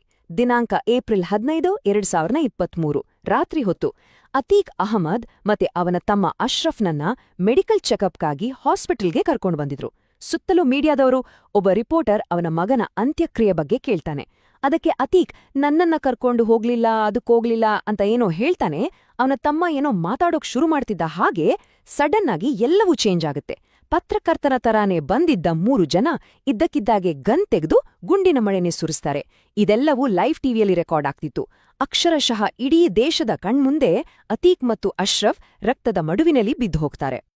ಹಾಗಾದ್ರೆ ಇಷ್ಟೊಂದು ಬರ್ಬರವಾಗಿ ಹತ್ಯೆಯಾದ ಈ ವ್ಯಕ್ತಿ ಯಾರು ಈತ? ಒಬ್ಬ ಜನಪ್ರತಿನಿಧಿ ಇಷ್ಟೊಂದು ದೊಡ್ಡ ಗ್ಯಾಂಗ್ಸ್ಟರ್ ಆಗಿದ್ ಹೇಗೆ? ಬನ್ನಿ, ಅತೀಕ್ ಅಹ್ಮದ್ನ 7 ಬೀಳಿನ ಕಥೆಯನ್ನ, ಅವನ ಅಧಿಕಾರ ಮತ್ತು ಅಪರಾಧದ ಜಗತ್ತಿನ ಕಥೆಯನ್ನ ಒಂದೊಂದಾಗೆ ಬಿಚ್ಚಿಡೋಣ. ಸರಿ, ಈ ಇಳಿ ಕಥೆಯನ್ನ ಅರ್ಥ ಮಾಡ್ಕೋಬೇಕು ಅಂದ್ರೆ ನಾವು ಫಸ್ಟ್ ಟೈಮಲ್ಲಿ ಹಿಂದಕ್ಕೆ ಹೋಗ್ಬೇಕು. ಎಲ್ಲವೂ ಶುರುವಾದ ಆ ದಿನಗಳಿಗೆ. ಅಂದ್ರೆ ಬಡತನದಿಂದ ಬಂದ ಒಬ್ಬ ಹುಡುಗ ಉತ್ತರ ಪ್ರದೇಶದ ಅತ್ಯಂತ ಭಯಾನಕ ಡಾನ್ ಆಗಿ ಬೆಳೆದದ್ದು ಹೇಗೆ ಅಂತ ನೋಡೋಣ. ಅತೀಕ್ ಅಹ್ಮದ್ ಹುಟ್ಟಿದ್ದು 1962ರಲ್ಲಿ. ಅವನ ತಂದೆ ಒಬ್ಬ ಬಡ ಟಾಂಗಾ ಚಾಲಕ. ಮನೇಲಿ ಅಷ್ಟಕ್ಕಷ್ಟೇ ಬಡತನ. ಸಹಜವಾಗಿಯೇ ಶಾಲೆಗಿಂತ ಅವನಿಗೆ ರಸ್ತೆಗಳೇ ಹೆಚ್ಚು ಇಷ್ಟವಾಗಿದ್ವು. ತನ್ನ 17ನೇ ವಯಸ್ಸಲ್ಲಿ, ಅಂದ್ರೆ 1979ರಲ್ಲಿ ಅವನು ಮೊದಲ ಕ್ರೈಮ್ ಮಾಡ್ತಾನೆ. ಗೂಡ್ಸ್ ಟ್ರೈನಿಂದ ಕಲ್ಲಿದ್ದಲು ಕದಿಯೋದು. ನೋಡೋಕ್ಕಿದೊಂದು ಸಣ್ಣ ಶುರುವಿನ ತರಾನೇ ಇತ್ತು, ಆದ್ರೆ ಇದೇ ಅವನನ್ನ ಅಪರಾಧದ ಕರಾಳ ಲೋಕಕ್ಕೆ ಎಳ್ಕೊಂಡ್ಹೋಯ್ತು. ಆಗ ಅಲಹಾಬಾದ್ನ ಅಂಡರ್ವರ್ಲ್ಡ್ನ ಕಿಂಗ್ ಅಂದ್ರೆ ಚಾಂದ್ ಬಾಬಾ. ಅವನ ಗ್ಯಾಂಗ್ ಬಾಂಬ್ ಬಳಸೋದ್ರಲ್ಲಿ ಎಕ್ಸ್ಪರ್ಟ್. ಅದಕ್ಕೆ ಅವರನ್ನ ಬೊಂಬಾಜ್ ಗ್ಯಾಂಗ್ ಅಂತಾನೆ ಕರೀತಿದ್ರು. ಅತೀಕ್ ಇದೇ ಗ್ಯಾಂಗಿಗೆ ಸೇರ್ಕೋತಾನೆ. ಆದ್ರೆ ಸುಮ್ನೆ ಹಿಂಬಾಲಕನಾಗಿರೋಕಲ್ಲ, ಚಾಂದ್ ಬಾಬಾನ ಕೆಳಗೆ ಕೆಲ್ಸ ಮಾಡೋದು, ಬಾಂಬ್ ಮಾಡೋದು, ವೆಪನ್ ಸಪ್ಲೈ ಮಾಡೋದು, ಹಫ್ತಾ ವಸೂಲಿ ಮಾಡೋದು, ಹೀಗೆ ಎಲ್ಲಾ ವಿದ್ಯೆಗಳನ್ನೂ ಕಲ್ತ್ಕೊತಾನೆ. ಒಂದ್ ಕಡೆ ಕಲಿತಾ ಇದ್ದ, ಇನ್ನೊಂದ್ ಕಡೆ ತನಗಾಗಿ ಒಂದು ದಾರಿ ಮಾಡ್ಕೋತಿದ್ದ. ಆದ್ರೆ ಅತೀಕ್ನ ಆಸೆಗಳು ದೊಡ್ದಿದ್ವು. ಒಂದೇ ಜಾಗದಲ್ಲಿ ಇಬ್ರು ಡಾನ್ಗಳು ಇರೋಕಾಗಲ್ಲ ಅನ್ನೋದು ಅವನಿಗೆ ಚೆನ್ನಾಗ್ ಗೊತ್ತಿತ್ತು. ಸೊ 1989ನಲ್ಲಿ ತನ್ನ ಗುರುವಂಟನಿದ್ದ ಚಾಂದ್ ಬಾಬಾನನ್ನೇ ಮುಗಿಸ್ಬಿಡ್ತಾನೆ. ಅಷ್ಟೇ ಅಲ್ಲ, ಅವನ ಇಡೀ ಗ್ಯಾಂಗ್ನನ್ನೇ ಖಾಲಿ ಮಾಡಿ ಅಲಹಾಬಾದ್ನ ಅಪರಾಧ ಜಗತ್ತಿನ ಒಬ್ಬ ಕಿಂಗ್ ಆಗಿ ನಿಂತ್ಕೋತಾನೆ. ಅಪರಾಧ ಜಗತ್ತನ್ನ ತನ್ನ ಕಂಟ್ರೋಲ್ಗೆ ತಗೊಂಡ್ಮೇಲೆ ಅತೀಕ್ಗೆ ಇನ್ನೊಂದು ಪವರ್ ಬೇಕಿತ್ತು. ಅದು ಪಾಲಿಟಿಕ್ಸ್, ರಾಜಕೀಯದ ರಕ್ಷಣೆ. ಇಲ್ಲಿಂದ ಅವನ ಜೀವನದ ಇನ್ನೊಂದು ಡೇಂಜರಸ್ ಚಾಪ್ಟರ್ ಶುರುವಾಗುತ್ತೆ. ಕ್ರೈಮ್ ಮತ್ತು ಪಾಲಿಟಿಕ್ಸ್ ಎರಡನ್ನೂ ಮಿಕ್ಸ್ ಮಾಡಿ ಅವನು ಹೇಗೆ ಒಬ್ಬ ಗ್ಯಾಂಗ್ಸ್ಟರ್ ಪಾಲಿಟಿಷಿಯನ್ ಆದ ಅನ್ನೋದನ್ನ ನೋಡೋಣ ಬನ್ನಿ. ಕೇಳಿದ್ರೆ ಆಶ್ಚರ್ಯ ಆಗ್ಬೋದು, ಆದ್ರೆ ಇದು ನಿಜ. 1989ರಿಂದ 2004ರವರೆಗೆ ಅಂದ್ರೆ ಬರೋಬ್ಬರಿ 15 ವರ್ಷ ಅತೀಕ್ ಅಹ್ಮದ್ ಅಲಹಾಬಾದ್ ವೆಸ್ಟ್ ಕ್ಷೇತ್ರದಿಂದ ಸತತವಾಗಿ 5 ಸಲ ಎಂಎಲ್ಎ ಆಗಿ ಗೆಲ್ತಾನೆ. ಹೌದು, 5 ಸಲ. ಎಷ್ಟೇ ಕ್ರಿಮಿನಲ್ ಬ್ಯಾಕ್ಗ್ರೌಂಡ್ ಇದ್ರೂ ಅಧಿಕಾರದ ಕುರ್ಚಿಯಲ್ಲಿ ಮಾತ್ರ ಗಟ್ಟಿಯಾಗಿ ಕೂತಿದ್ದ. ಹಾಗಾದ್ರೆ ಅವನು ಗೆಲ್ತಿದ್ದದ್ ಹೇಗೆ? ಅವನ ಸೀಕ್ರೆಟ್ ಏನಪ್ಪಾ ಅಂದ್ರೆ ಭಯ. ಎಲೆಕ್ಷನ್ ಅಂದ್ರೆ ಬೂತ್ ಕ್ಯಾಪ್ಚರಿಂಗ್, ಫೇಕ್ ವೋಟಿಂಗ್, ಇದೆಲ್ಲ ಕಾಮನ್ ಆಗೋಗಿತ್ತು. ಬಿಸ್ನೆಸ್ಮೆನ್ಗಳು, ಬಿಲ್ಡರ್ಗಳು ಎಲ್ರೂ ಅವನಿಗೆ ಹಫ್ತಾ ಕೊಡ್ಲೇಬೇಕಿತ್ತು. ಲ್ಯಾಂಡ್ ಗ್ರ್ಯಾಬಿಂಗ್ ಅಂತೂ ಅವನಿಗೆ ನೀರ್ ಕೊಡ್ದ ಹಾಗೆ. ಪರಿಸ್ಥಿತಿ ಎಲ್ಲಿವರೆಗೂ ಹೋಗಿತ್ತು ಅಂದ್ರೆ ಜನ ನ್ಯಾಯ ಕೇಳೋಕೆ ಕೋರ್ಟ್ಗೆ ಹೋಗ್ತಿರ್ಲಿಲ್ಲ, ಬದಲಿಗೆ ಅವನ ದರ್ಬಾರ್ಗೆ ಹೋಗ್ತಿದ್ರು. ಅಕ್ಷರಶಃ ಒಂದು ಪ್ಯಾರಲಲ್ ಗವರ್ಮೆಂಟನ್ನೇ ನಡೆಸ್ತಾ ಇದ್ದ. ತನ್ನ ಪವರ್ನನ್ನ ಜಿಲ್ಲೆಯಿಂದ ಸ್ಟೇಟ್ ಲೆವೆಲ್ಗೆ ತಗೊಂಡ್ ಹೋಗೋಕೆ ಅತೀಕ್ ಸಮಾಜ್ವಾದಿ ಪಾರ್ಟಿ ಸೇರ್ಕೊತಾನೆ. ಆ ಪಾರ್ಟಿಯಾಗ MY ಇಕ್ವೇಷನ್ ಅನ್ನೋ ಒಂದು ಸ್ಟ್ರಾಟಜಿ ಬಳಸ್ತಿತ್ತು. ಅಂದ್ರೆ ಮುಸ್ಲಿಂ ಮತ್ತು ಯಾದವ್ ವೋಟ್ಗಳನ್ನ ಒಟ್ಟಿಗೆ ಸೇರಿಸಿ ಅಧಿಕಾರ ಹಿಡಿಯೋದು. ಈ ಪೊಲಿಟಿಕಲ್ ಅಲಯನ್ಸ್ ಅತೀಕ್ ತರಹದ ಬಾಹುಬಲಿಗೆ ಒಂದು ರೀತಿ ರಕ್ಷಾಕವಚದ ತರ ಆಯ್ತು. ಅವನ ಪವರ್ ಇನ್ನಷ್ಟು ಜಾಸ್ತಿ ಆಯ್ತು. 2004ರಲ್ಲಿ ಅತೀಕ್ ಪಾಲಿಟಿಕ್ಸ್ನಲ್ಲಿ ಇನ್ನೊಂದು ಸ್ಟೆಪ್ ಮೇಲೆ ಹೋಗಿ MP ಆಗ್ತಾನೆ. ಆಗ ಖಾಲಿಯಾದ MLA ಸೀಟ್ಗೆ ತನ್ನ ತಮ್ಮ ಅಶ್ರಫ್ನನ್ನ ನಿಲ್ಸ್ತಾನೆ. ಆದ್ರೆ ಟ್ವಿಸ್ಟ್ ಅಂದ್ರೆ ಅಶ್ರಫ್ ಸೋತ್ ಹೋಗ್ತಾನೆ. ಗೆದ್ದಿದ್ದು ರಾಜು ಪಾಲ್ ಅನ್ನೋ ಇನ್ನೊಬ್ಬ ವ್ಯಕ್ತಿ. ಈ ಸೋಲು ಅತೀಕ್ನ ಅಹಂಕಾರಕ್ಕೆ ತಾಗಿದ ದೊಡ್ಡ ಪೆಟ್ಟು. ಅದನ್ನ ಅವನಿಂದ ಸಹಿಸೋಕೆ ಆಗ್ಲಿಲ್ಲ. ರಾಜುಪಾಲ್ಗೆ ಮದುವೆಯಾಗಿ ಆಗಷ್ಟೇ 9 ದಿನ ಆಗಿತ್ತು. ರಿಪಬ್ಲಿಕ್ ಡೇ ದಿನಾನೇ ನಡು ರಸ್ತೆಯಲ್ಲಿ ಅತೀಕ್ನ ಗೂಂಡಾಗಳು ಅವನನ್ನ ಶೂಟ್ ಮಾಡಿ ಕೊಂದ್ಹಾಕ್ತಾರೆ. ಇದರ ಮೂಲಕ ತಾನು ಕಾನೂನಿಗಿಂತ ದೊಡ್ಡವನು ಅನ್ನೋ ಮೆಸೇಜ್ನ ಸ್ಪಷ್ಟವಾಗಿ ಕೊಡ್ತಾನೆ. ಆದ್ರೆ ಪವರ್ನ ನಶೆಯಲ್ಲಿ ತೇಲ್ತಾ ಇದ್ದ ಅತೀಕ್ಗೆ ಒಂದು ವಿಷಯ ಗೊತ್ತಿರ್ಲಿಲ್ಲ. ಕಾಲಚಕ್ರ ತಿರ್ಗೋಕೆ ಶುರುವಾಗಿತ್ತು. ಯಾಕಂದ್ರೆ ಯಾವ ಸಾಮ್ರಾಜ್ಯನೂ ಶಾಶ್ವತ ಅಲ್ವಾ. ಈಗ ಅವನ ಈ ದೊಡ್ಡ ಸಾಮ್ರಾಜ್ಯ ಹೇಗೆ ಕುಸಿಯೋಕೆ ಶುರುವಾಯ್ತು ಅಂತ ನೋಡೋಣ. ಅವನ ಡೌನ್ಫಾಲ್ ಶುರುವಾಗಿದ್ದು 2007ರಲ್ಲಿ. ಮಾಯಾವತಿ ಸಿಎಂ ಆದಾಗ ಅವನ ಪೊಲಿಟಿಕಲ್ ಪ್ರೊಟೆಕ್ಷನ್ ಸ್ವಲ್ಪ ಕಮ್ಮಿಯಾಯಿತು. ಆದರೆ ಅಸಲಿ ಹೊಡೆತ ಬಿದ್ದಿದ್ದು 2017ರಲ್ಲಿ ಯೋಗಿ ಆದಿತ್ಯನಾಥ್ ಅಧಿಕಾರಕ್ಕೆ ಬಂದಾಗ. ಅವರು ಮಾಫಿಯಾ ರಾಜ್ ಮುಗಿಸ್ತೀನಿ ಅಂತಾನೇ ಬಂದಿದ್ರು. ಇದ್ರ ಮಧ್ಯ 2019ರಲ್ಲಿ ಸುಪ್ರೀಂ ಕೋರ್ಟ್ ಒಂದು ದೊಡ್ಡ ಆರ್ಡರ್ ಮಾಡ್ತು. ಅತೀಕ್ನನ್ನ UP ಜೈಲಿನಿಂದ ಶಿಫ್ಟ್ ಮಾಡಿ ಗುಜರಾತ್ನ ಸಬರಮತಿ ಜೈಲಿಗೆ ಹಾಕಬೇಕು ಅಂತ.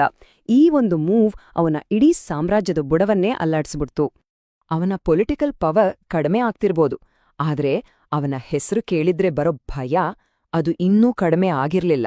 ಇದಕ್ಕೊಂದು ಬೆಸ್ಟ್ ಎಕ್ಸಾಂಪಲ್ ಇದೆ. ಅವನ ಬೇಲ್ ಅರ್ಜಿ ವಿಚಾರಣೆ ಮಾಡಕ್ಕೆ ಹೈಕೋರ್ಟ್ನ ಎಷ್ಟು ಜಡ್ಜ್ಗಳು ನಮ್ ಕೈಲಿ ಆಗಲ್ಲ ಅಂದ್ರೂ ಗೊತ್ತಾ?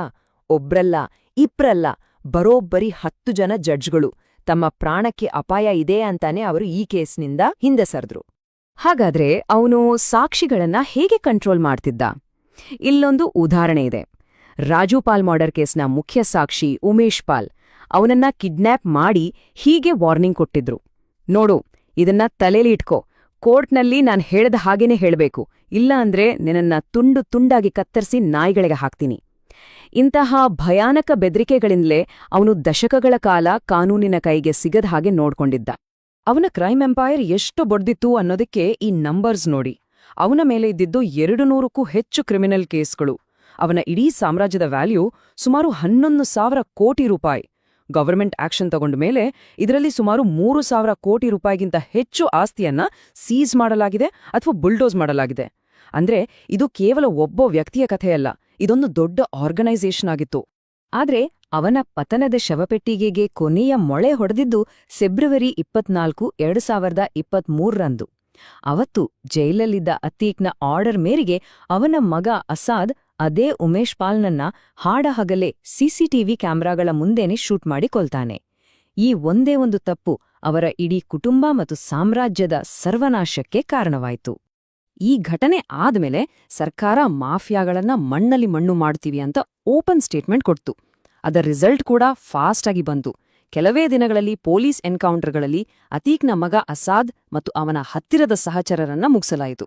ಅವನ ಸಾಮ್ರಾಜ್ಯದ ಒಂದೊಂದೇ ಪಿಲ್ಲರ್ಗಳು ಬೀಳೋಕೆ ಶುರುವಾದ್ವು. ಇದೆಲ್ಲವೂ ನಮ್ಮನ್ನ ಮತ್ತೆ ನಾವು ಶುರು ಮಾಡಿದ ಜಾಗಕ್ಕೆ ಕರ್ಕೊಬರುತ್ತೆ, ಅಂದ್ರೆ ಅವನ ಹತ್ಯೆಯಾದ ಆ ಕ್ಷಣಕ್ಕೆ. ಅವನ ಸಾಮ್ರಾಜ್ಯತೋ ಹೋಯ್ತು, ಆದ್ರೆ ಅವನ ಸಾವು ಉತ್ತರಗಳಿಗಿಂತ ಜಾಸ್ತಿ ಪ್ರಶ್ನೆಗಳನ್ನೇ ಬಿಟ್ಟೋಗಿದೆ. ಇದು ನ್ಯಾಯನಾ ಅಥವಾ ಒಂದು ಪಕ್ಕಾ ಪ್ಲ್ಯಾಂಡ್ ಕಾನ್ಸ್ಪಿರಸಿನಾ?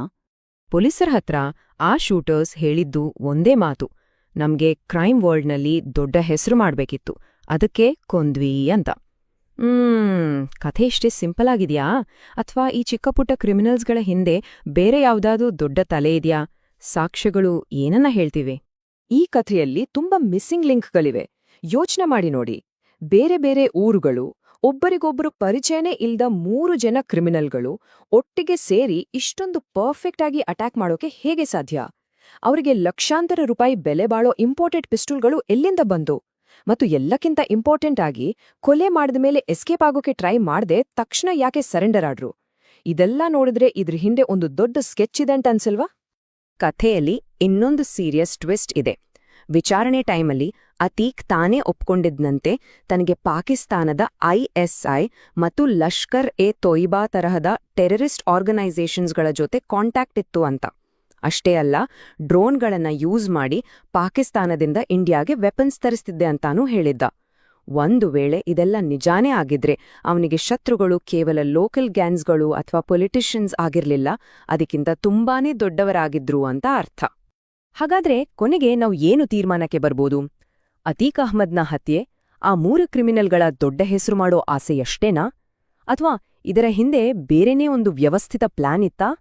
ಇಲ್ಲ ದಶಕಗಳ ಕಾಲ ಕಾನೂನಿನಿಂದ ತಪ್ಪಿಸ್ಕೊಂಡಿದ್ದ ಒಬ್ಬ ಕ್ರಿಮಿನಲ್ಗೆ ರಸ್ತೆಯಲ್ಲೇ ಸಿಕ್ಕ ಒಂದ್ ರೀತಿ ಸ್ಟ್ರೀಟ್ ಜಸ್ಟಿಸ್ಸಾ?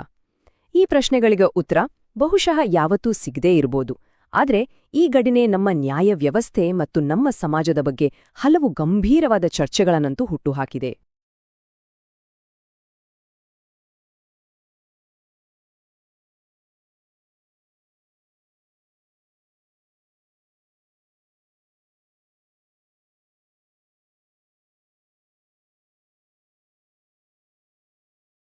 ಯೋಚನೆ ಮಾಡಿ, 5 ಬಾರಿ ಶಾಸಕ, 1 ಬಾರಿ ಸಂಸದ, ಉತ್ತರ ಪ್ರದೇಶದ ರಾಜಕೀಯದಲ್ಲಿ ದಶಕಗಳ ಕಾಲ ತನ್ನದೇ ಆದ ಒಂದು ಸಾಮ್ರಾಜ್ಯವನ್ನೇ ಕಟ್ಟಿದ್ದ ವ್ಯಕ್ತಿ.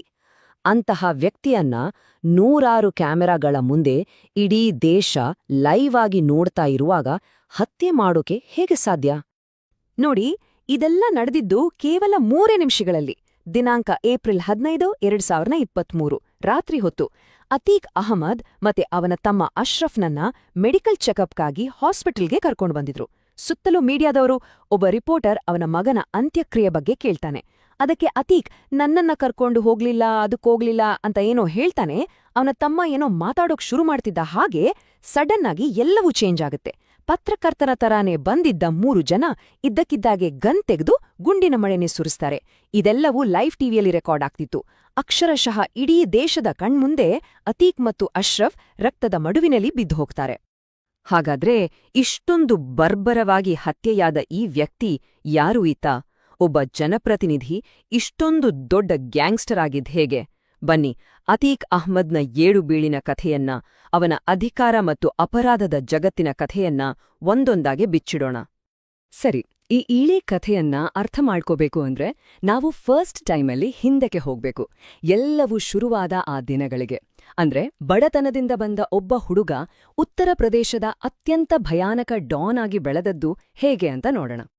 ಅತೀಕ್ ಅಹ್ಮದ್ ಹುಟ್ಟಿದ್ದು 1962ರಲ್ಲಿ. ಅವನ ತಂದೆ ಒಬ್ಬ ಬಡ ಟಾಂಗಾ ಚಾಲಕ. ಮನೇಲಿ ಅಷ್ಟಕ್ಕಷ್ಟೇ ಬಡತನ. ಸಹಜವಾಗಿಯೇ ಶಾಲೆಗಿಂತ ಅವನಿಗೆ ರಸ್ತೆಗಳೇ ಹೆಚ್ಚು ಇಷ್ಟವಾಗಿದ್ವು. ತನ್ನ 17ನೇ ವಯಸ್ಸಲ್ಲಿ, ಅಂದ್ರೆ 1979ರಲ್ಲಿ ಅವನು ಮೊದಲ ಕ್ರೈಮ್ ಮಾಡ್ತಾನೆ. ಗೂಡ್ಸ್ ಟ್ರೈನಿಂದ ಕಲ್ಲಿದ್ದಲು ಕದಿಯೋದು. ನೋಡೋಕ್ಕಿದೊಂದು ಸಣ್ಣ ಶುರುವಿನ ತರಾನೇ ಇತ್ತು, ಆದ್ರೆ ಇದೇ ಅವನನ್ನ ಅಪರಾಧದ ಕರಾಳ ಲೋಕಕ್ಕೆ ಎಳ್ಕೊಂಡು ಹೋಯ್ತು. ಆಗ ಅಲಹಾಬಾದ್ನ ಅಂಡರ್ವರ್ಲ್ಡ್ನ ಕಿಂಗ್ ಅಂದ್ರೆ ಚಾಂದ್ ಬಾಬಾ. ಅವನ ಗ್ಯಾಂಗ್ ಬಾಂಬ್ ಬಳಸೋದ್ರಲ್ಲಿ ಎಕ್ಸ್ಪರ್ಟ್. ಅದಕ್ಕೆ ಅವರನ್ನ ಬೊಂಬಾಜ್ ಗ್ಯಾಂಗ್ ಅಂತಾನೆ ಕರೀತಿದ್ರು. ಅತೀಕ್ ಇದೇ ಗ್ಯಾಂಗಿಗೆ ಸೇರ್ಕೋತಾನೆ. ಆದ್ರೆ ಸುಮ್ನೆ ಹಿಂಬಾಲಕನಾಗಿರೋಕಲ್ಲ, ಚಾಂದ್ ಬಾಬಾನ ಕೆಳಗೆ ಕೆಲ್ಸ ಮಾಡೋದು, ಬಾಂಬ್ ಮಾಡೋದು, ವೆಪನ್ ಸಪ್ಲೈ ಮಾಡೋದು, ಹಫ್ತಾ ವಸೂಲಿ ಮಾಡೋದು, ಹೀಗೆ ಎಲ್ಲಾ ವಿದ್ಯೆಗಳನ್ನೂ ಕಲ್ತ್ಕೋತಾನೆ.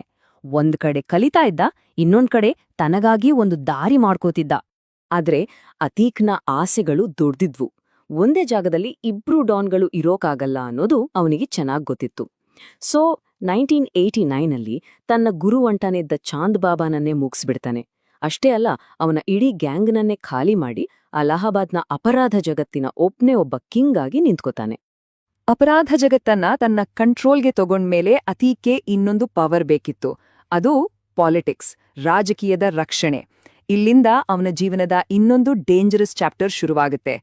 ಕ್ರೈಮ್ ಮತ್ತು ಪಾಲಿಟಿಕ್ಸ್ ಎರಡನ್ನೂ ಮಿಕ್ಸ್ ಮಾಡಿ ಅವನು ಹೇಗೆ ಒಬ್ಬ ಗ್ಯಾಂಗ್ಸ್ಟರ್ ಪಾಲಿಟಿಷಿಯನ್ ಆದ ಅನ್ನೋದನ್ನ ನೋಡೋಣ ಬನ್ನಿ. ಕೇಳಿದ್ರೆ ಆಶ್ಚರ್ಯ ಆಗ್ಬೋದು, ಆದ್ರೆ ಇದು ನಿಜ. 1989ರಿಂದ 2004ರವರೆಗೆ ಅಂದ್ರೆ ಬರೋಬ್ಬರಿ 15 ವರ್ಷ ಅತೀಕ್ ಅಹ್ಮದ್ ಅಲಹಾಬಾದ್ ವೆಸ್ಟ್ ಕ್ಷೇತ್ರದಿಂದ ಸತತವಾಗಿ 5 ಸಲ ಎಂಎಲ್ಎ ಆಗಿ ಗೆಲ್ತಾನೆ. ಹೌದು, 5 ಸಲ. ಎಷ್ಟೇ ಕ್ರಿಮಿನಲ್ ಬ್ಯಾಕ್ಗ್ರೌಂಡ್ ಇದ್ರೂ ಅಧಿಕಾರದ ಕುರ್ಚಿಯಲ್ಲಿ ಮಾತ್ರ ಗಟ್ಟಿಯಾಗಿ ಕೂತಿದ್ದ. ಹಾಗಾದ್ರೆ ಅವನು ಗೆಲ್ತಿದ್ದದ್ ಹೇಗೆ? ಅವನ ಸೀಕ್ರೆಟ್ ಏನಪ್ಪಾ ಅಂದ್ರೆ ಭಯ. ಎಲೆಕ್ಷನ್ ಅಂದ್ರೆ ಬೂತ್ ಕ್ಯಾಪ್ಚರಿಂಗ್, ಫೇಕ್ ವೋಟಿಂಗ್, ಇದೆಲ್ಲ ಕಾಮನ್ ಆಗೋಗಿತ್ತು. ಬಿಸ್ನೆಸ್ಮೆನ್ಗಳು, ಬಿಲ್ಡರ್ಗಳು ಎಲ್ರೂ ಅವನಿಗೆ ಹಫ್ತಾ ಕೊಡ್ಲೇಬೇಕಿತ್ತು. ಲ್ಯಾಂಡ್ ಗ್ರಾಬಿಂಗ್ ಅಂತೂ ಅವನಿಗೆ ನೀರ್ ಕೊಡ್ದ ಹಾಗೆ. ಪರಿಸ್ಥಿತಿ ಎಲ್ಲಿವರೆಗೂ ಹೋಗಿತ್ತು ಅಂದ್ರೆ ಜನ ನ್ಯಾಯ ಕೇಳೋಕೆ ಕೋರ್ಟ್ಗೆ ಹೋಗ್ತಿರ್ಲಿಲ್ಲ, ಬದಲಿಗೆ ಅವನ ದರ್ಬಾರ್ಗೆ ಹೋಗ್ತಿದ್ರು. ಅಕ್ಷರಶಃ ಒಂದು ಪ್ಯಾರಲಲ್ ಗವರ್ಮೆಂಟ್ ಅನ್ನೇ ನಡೆಸ್ತಾ ಇದ್ದ. ತನ್ನ ಪವರ್ನನ್ನ ಜಿಲ್ಲೆಯಿಂದ ಸ್ಟೇಟ್ ಲೆವೆಲ್ಗೆ ತಗೊಂಡ್ ಹೋಗೋಕೆ ಅತೀಕ್ ಸಮಾಜ್ವಾದಿ ಪಾರ್ಟಿ ಸೇರ್ಕೋತಾನೆ. ಆ ಪಾರ್ಟಿಯಾಗ MY ಇಕ್ವೇಷನ್ ಅನ್ನೋ ಒಂದು ಸ್ಟ್ರಾಟಜಿ ಬಳಸ್ತಿತ್ತು. ಅಂದ್ರೆ ಮುಸ್ಲಿಂ ಮತ್ತು ಯಾದವ್ ವೋಟ್ಗಳನ್ನ ಒಟ್ಟಿಗೆ ಸೇರಿಸಿ ಅಧಿಕಾರ ಹಿಡಿಯೋದು. ಈ ಪೊಲಿಟಿಕಲ್ ಅಲಯನ್ಸ್ ಅತೀಕ್ ತರಹದ ಬಾಹುಬಲಿಗೆ ಒಂದು ರೀತಿ ರಕ್ಷಾಕವಚದ ತರ ಆಯ್ತು. ಅವನ ಪವರ್ ಇನ್ನಷ್ಟು ಜಾಸ್ತಿ ಆಯ್ತು.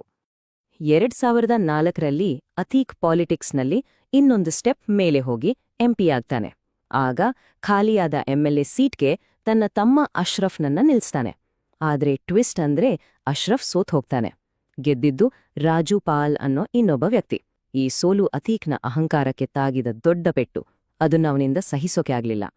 ರಾಜುಪಾಲ್ಗೆ ಮದುವೆಯಾಗಿ ಆಗಷ್ಟೇ 9 ದಿನ ಆಗಿತ್ತು. ರಿಪಬ್ಲಿಕ್ ಡೇ ದಿನಾನೇ ನಡು ರಸ್ತೆಯಲ್ಲಿ ಅತೀಕ್ನ ಗೂಂಡಾಗಳು ಅವನನ್ನ ಶೂಟ್ ಮಾಡಿ ಕೊಂದ್ಹಾಕ್ತಾರೆ. ಇದರ ಮೂಲಕ ತಾನು ಕಾನೂನಿಗಿಂತ ದೊಡ್ಡವನು ಅನ್ನೋ ಮೆಸೇಜ್ನ ಸ್ಪಷ್ಟವಾಗಿ ಕೊಡ್ತಾನೆ.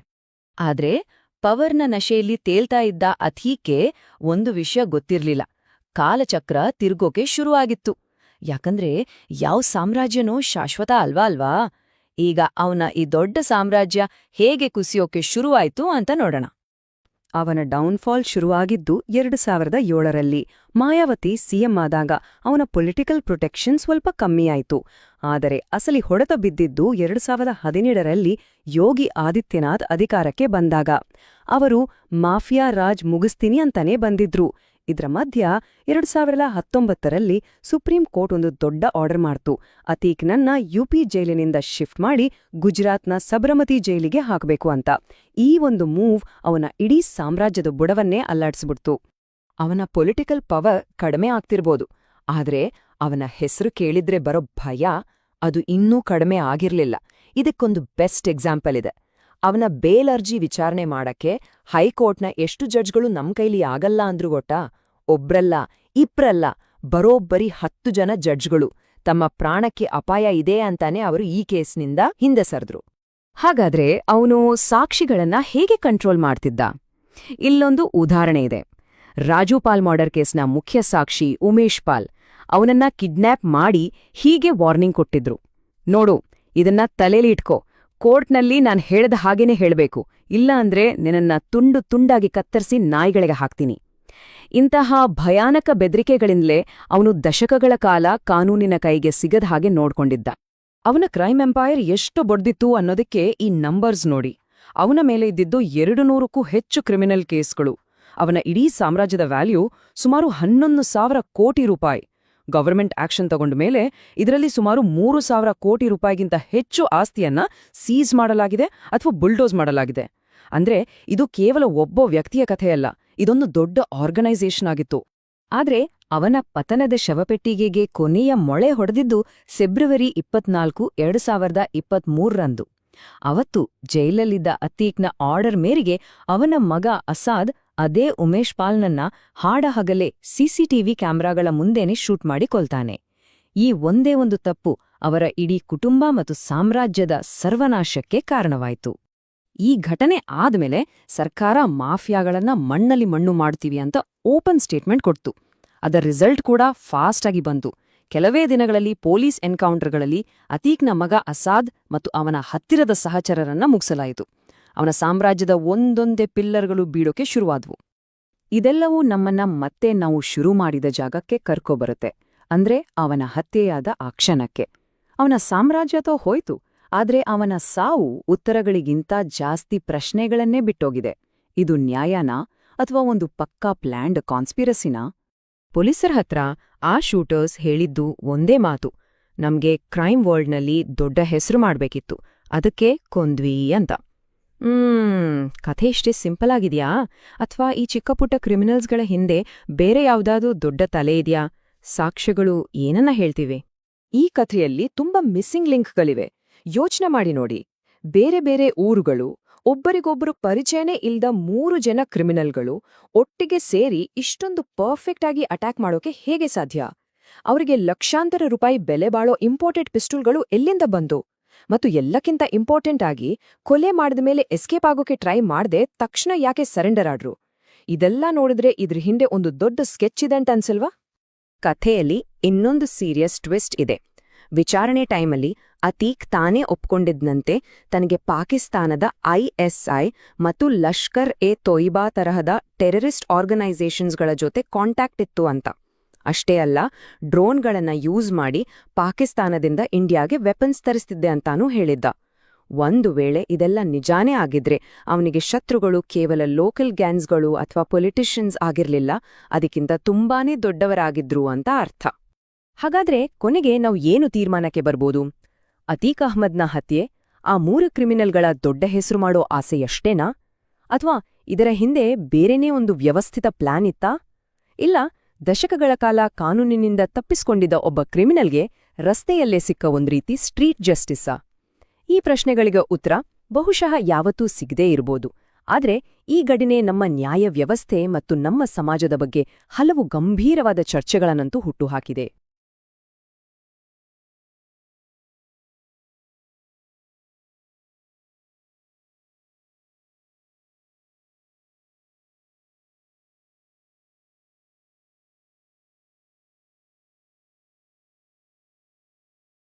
ಯೋಚನೆ ಮಾಡಿ, 5 ಬಾರಿ ಶಾಸಕ, 1 ಬಾರಿ ಸಂಸದ, ಉತ್ತರ ಪ್ರದೇಶದ ರಾಜಕೀಯದಲ್ಲಿ ದಶಕಗಳ ಕಾಲ ತನ್ನದೇ ಆದ ಒಂದು ಸಾಮ್ರಾಜ್ಯವನ್ನೇ ಕಟ್ಟಿದ್ದ ವ್ಯಕ್ತಿ.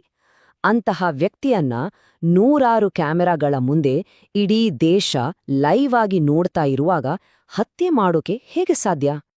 ನೋಡಿ, ಇದೆಲ್ಲ ನಡೆದಿದ್ದು ಕೇವಲ 3 ನಿಮಿಷಗಳಲ್ಲಿ. ದಿನಾಂಕ ಏಪ್ರಿಲ್ 15, 2023 ರಾತ್ರಿ ಹೊತ್ತು ಅತೀಕ್ ಅಹಮದ್ ಮತ್ತೆ ಅವನ ತಮ್ಮ ಅಶ್ರಫ್ನನ್ನ ಮೆಡಿಕಲ್ ಚೆಕಪ್ಗಾಗಿ ಹಾಸ್ಪಿಟಲ್ಗೆ ಕರ್ಕೊಂಡು ಬಂದಿದ್ರು. ಸುತ್ತಲೂ ಮೀಡಿಯಾದವರು. ಒಬ್ಬ ರಿಪೋರ್ಟರ್ ಅವನ ಮಗನ ಅಂತ್ಯಕ್ರಿಯೆ ಬಗ್ಗೆ ಕೇಳ್ತಾನೆ. ಅದಕ್ಕೆ ಅತೀಕ್ ನನ್ನನ್ನ ಕರ್ಕೊಂಡು ಅದಕ್ಕೋಗ್ಲಿಲ್ಲ ಅಂತ ಏನೋ ಹೇಳ್ತಾನೆ. ಅವನ ತಮ್ಮ ಏನೋ ಮಾತಾಡೋಕ್ ಶುರು ಮಾಡ್ತಿದ್ದ ಹಾಗೆ ಸಡನ್ ಆಗಿ ಎಲ್ಲವೂ ಚೇಂಜ್ ಆಗುತ್ತೆ. ಪತ್ರಕರ್ತನ ತರಾನೇ ಬಂದಿದ್ದ 3 ಜನ ಇದ್ದಕ್ಕಿದ್ದಾಗೆ ಗನ್ ತೆಗೆದು ಗುಂಡಿನ ಮಳೆನೆ ಸುರಿಸ್ತಾರೆ. ಇದೆಲ್ಲವೂ ಲೈವ್ ಟಿವಿಯಲ್ಲಿ ರೆಕಾರ್ಡ್ ಆಗ್ತಿತ್ತು. ಅಕ್ಷರಶಃ ಇಡೀ ದೇಶದ ಕಣ್ಮುಂದೆ ಅತೀಕ್ ಮತ್ತು ಅಶ್ರಫ್ ರಕ್ತದ ಮಡುವಿನಲ್ಲಿ ಬಿದ್ದು ಹೋಗ್ತಾರೆ. ಹಾಗಾದ್ರೆ ಇಷ್ಟೊಂದು ಬರ್ಬರವಾಗಿ ಹತ್ಯೆಯಾದ ಈ ವ್ಯಕ್ತಿ ಯಾರು ಈತ? ಒಬ್ಬ ಜನಪ್ರತಿನಿಧಿ ಇಷ್ಟೊಂದು ದೊಡ್ಡ ಗ್ಯಾಂಗ್ಸ್ಟರ್ ಆಗಿದ್ ಹೇಗೆ? ಬನ್ನಿ, ಅತೀಕ್ ಅಹ್ಮದ್ನ 7 ಬೀಳಿನ ಕಥೆಯನ್ನ, ಅವನ ಅಧಿಕಾರ ಮತ್ತು ಅಪರಾಧದ ಜಗತ್ತಿನ ಕಥೆಯನ್ನ ಒಂದೊಂದಾಗೆ ಬಿಚ್ಚಿಡೋಣ. ಸರಿ, ಈ ಇಳಿ ಕಥೆಯನ್ನ ಅರ್ಥ ಮಾಡ್ಕೋಬೇಕು ಅಂದ್ರೆ ನಾವು ಫಸ್ಟ್ ಟೈಮಲ್ಲಿ ಹಿಂದಕ್ಕೆ ಹೋಗ್ಬೇಕು. ಎಲ್ಲವೂ ಶುರುವಾದ ಆ ದಿನಗಳಿಗೆ. ಅಂದ್ರೆ ಬಡತನದಿಂದ ಬಂದ ಒಬ್ಬ ಹುಡುಗ ಉತ್ತರ ಪ್ರದೇಶದ ಅತ್ಯಂತ ಭಯಾನಕ ಡಾನ್ ಆಗಿ ಬೆಳೆದದ್ದು ಹೇಗೆ ಅಂತ ನೋಡೋಣ. ಅತೀಕ್ ಅಹ್ಮದ್ ಹುಟ್ಟಿದ್ದು 1962ರಲ್ಲಿ. ಅವನ ತಂದೆ ಒಬ್ಬ ಬಡ ಟಾಂಗಾ ಚಾಲಕ. ಮನೇಲಿ ಅಷ್ಟಕ್ಕಷ್ಟೇ ಬಡತನ. ಸಹಜವಾಗಿಯೇ ಶಾಲೆಗಿಂತ ಅವನಿಗೆ ರಸ್ತೆಗಳೇ ಹೆಚ್ಚು ಇಷ್ಟವಾಗಿದ್ವು. ತನ್ನ 17ನೇ ವಯಸ್ಸಲ್ಲಿ ಅಂದ್ರೆ 1979ರಲ್ಲಿ ಅವನು ಮೊದಲ ಕ್ರೈಮ್ ಮಾಡ್ತಾನೆ. ಗೂಡ್ಸ್ ಟ್ರೈನಿಂದ ಕಲ್ಲಿದ್ದಲು ಕದಿಯೋದು. ನೋಡೋಕ್ಕಿದೊಂದು ಸಣ್ಣ ಶುರುವಿನ ತರಾನೇ ಇತ್ತು, ಆದ್ರೆ ಇದೇ ಅವನನ್ನ ಅಪರಾಧದ ಕರಾಳ ಲೋಕಕ್ಕೆ ಎಳ್ಕೊಂಡು ಹೋಯ್ತು.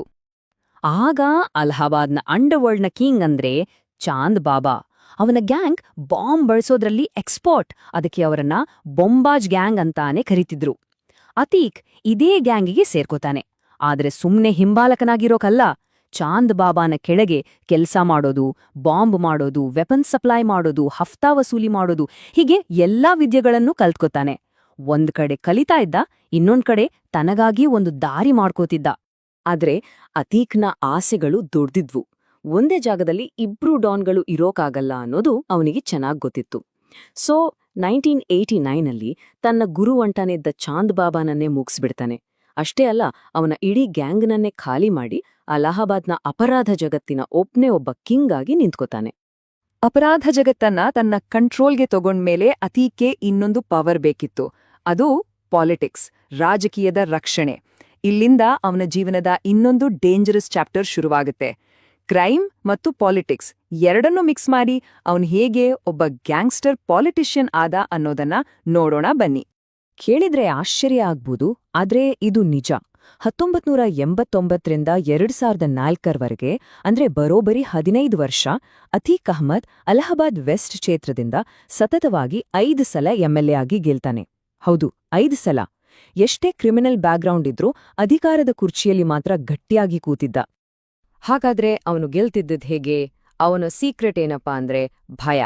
ಎಲೆಕ್ಷನ್ ಅಂದ್ರೆ ಬೂತ್ ಕ್ಯಾಪ್ಚರಿಂಗ್, ಫೇಕ್ ವೋಟಿಂಗ್, ಇದೆಲ್ಲ ಕಾಮನ್ ಆಗೋಗಿತ್ತು. ಬಿಸ್ನೆಸ್ಮೆನ್ಗಳು, ಬಿಲ್ಡರ್ಗಳು ಎಲ್ರೂ ಅವನಿಗೆ ಹಫ್ತಾ ಕೊಡ್ಲೇಬೇಕಿತ್ತು. ಲ್ಯಾಂಡ್ ಗ್ರಾಬಿಂಗ್ ಅಂತೂ ಅವನಿಗೆ ನೀರ್ ಕೊಡ್ದ ಹಾಗೆ. ಪರಿಸ್ಥಿತಿ ಎಲ್ಲಿವರೆಗೂ ಹೋಗಿತ್ತು ಅಂದ್ರೆ ಜನ ನ್ಯಾಯ ಕೇಳೋಕೆ ಕೋರ್ಟ್ಗೆ ಹೋಗ್ತಿರ್ಲಿಲ್ಲ, ಬದಲಿಗೆ ಅವನ ದರ್ಬಾರ್ಗೆ ಹೋಗ್ತಿದ್ರು. ಅಕ್ಷರಶಃ ಒಂದು ಪ್ಯಾರಲಲ್ ಗವರ್ಮೆಂಟ್ ಅನ್ನೇ ನಡೆಸ್ತಾ ಇದ್ದ. ತನ್ನ ಪವರ್ನನ್ನ ಜಿಲ್ಲೆಯಿಂದ ಸ್ಟೇಟ್ ಲೆವೆಲ್ಗೆ ತಗೊಂಡ್ ಹೋಗೋಕೆ ಅತೀಕ್ ಸಮಾಜ್ವಾದಿ ಪಾರ್ಟಿ ಸೇರ್ಕೊತಾನೆ. ಆ ಪಾರ್ಟಿಯಾಗ MY ಇಕ್ವೇಷನ್ ಅನ್ನೋ ಒಂದು ಸ್ಟ್ರಾಟಜಿ ಬಳಸ್ತಿತ್ತು. ಅಂದ್ರೆ ಮುಸ್ಲಿಂ ಮತ್ತು ಯಾದವ್ ವೋಟ್ಗಳನ್ನ ಒಟ್ಟಿಗೆ ಸೇರಿಸಿ ಅಧಿಕಾರ ಹಿಡಿಯೋದು. ಈ ಪೊಲಿಟಿಕಲ್ ಅಲಯನ್ಸ್ ಅತೀಕ್ ತರಹದ ಬಾಹುಬಲಿಗೆ ಒಂದು ರೀತಿ ರಕ್ಷಾಕವಚದ ತರ ಆಯ್ತು. ಅವನ ಪವರ್ ಇನ್ನಷ್ಟು ಜಾಸ್ತಿ ಆಯ್ತು. 2004ರಲ್ಲಿ ಅತೀಕ್ ಪಾಲಿಟಿಕ್ಸ್ನಲ್ಲಿ ಇನ್ನೊಂದು ಸ್ಟೆಪ್ ಮೇಲೆ ಹೋಗಿ MP ಆಗ್ತಾನೆ. ಆಗ ಖಾಲಿಯಾದ MLA ಸೀಟ್ಗೆ ತನ್ನ ತಮ್ಮ ಅಶ್ರಫ್ನನ್ನ ನಿಲ್ಸ್ತಾನೆ. ಆದ್ರೆ ಟ್ವಿಸ್ಟ್ ಅಂದ್ರೆ ಅಶ್ರಫ್ ಸೋತ್ ಹೋಗ್ತಾನೆ. ಗೆದ್ದಿದ್ದು ರಾಜು ಪಾಲ್ ಅನ್ನೋ ಇನ್ನೊಬ್ಬ ವ್ಯಕ್ತಿ. ಈ ಸೋಲು ಅತೀಕ್ನ ಅಹಂಕಾರಕ್ಕೆ ತಾಗಿದ ದೊಡ್ಡ ಪೆಟ್ಟು. ಅದನ್ನ ಅವನಿಂದ ಸಹಿಸೋಕೆ ಆಗ್ಲಿಲ್ಲ. ರಾಜುಪಾಲ್ಗೆ ಮದುವೆಯಾಗಿ ಆಗಷ್ಟೇ 9 ದಿನ ಆಗಿತ್ತು. ರಿಪಬ್ಲಿಕ್ ಡೇ ದಿನಾನೇ ನಡು ರಸ್ತೆಯಲ್ಲಿ ಅತೀಕ್ನ ಗೂಂಡಾಗಳು ಅವನನ್ನ ಶೂಟ್ ಮಾಡಿ ಕೊಂದ್ಹಾಕ್ತಾರೆ. ಇದರ ಮೂಲಕ ತಾನು ಕಾನೂನಿಗಿಂತ ದೊಡ್ಡವನು ಅನ್ನೋ ಮೆಸೇಜ್ನ ಸ್ಪಷ್ಟವಾಗಿ ಕೊಡ್ತಾನೆ. ಆದ್ರೆ ಪವರ್ನ ನಶೆಯಲ್ಲಿ ತೇಲ್ತಾ ಇದ್ದ ಅತೀಕ್ಗೆ ಒಂದು ವಿಷಯ ಗೊತ್ತಿರ್ಲಿಲ್ಲ. ಕಾಲಚಕ್ರ ತಿರ್ಗೋಕೆ ಶುರುವಾಗಿತ್ತು. ಯಾಕಂದ್ರೆ ಯಾವ ಸಾಮ್ರಾಜ್ಯನೂ ಶಾಶ್ವತ ಅಲ್ವಾ.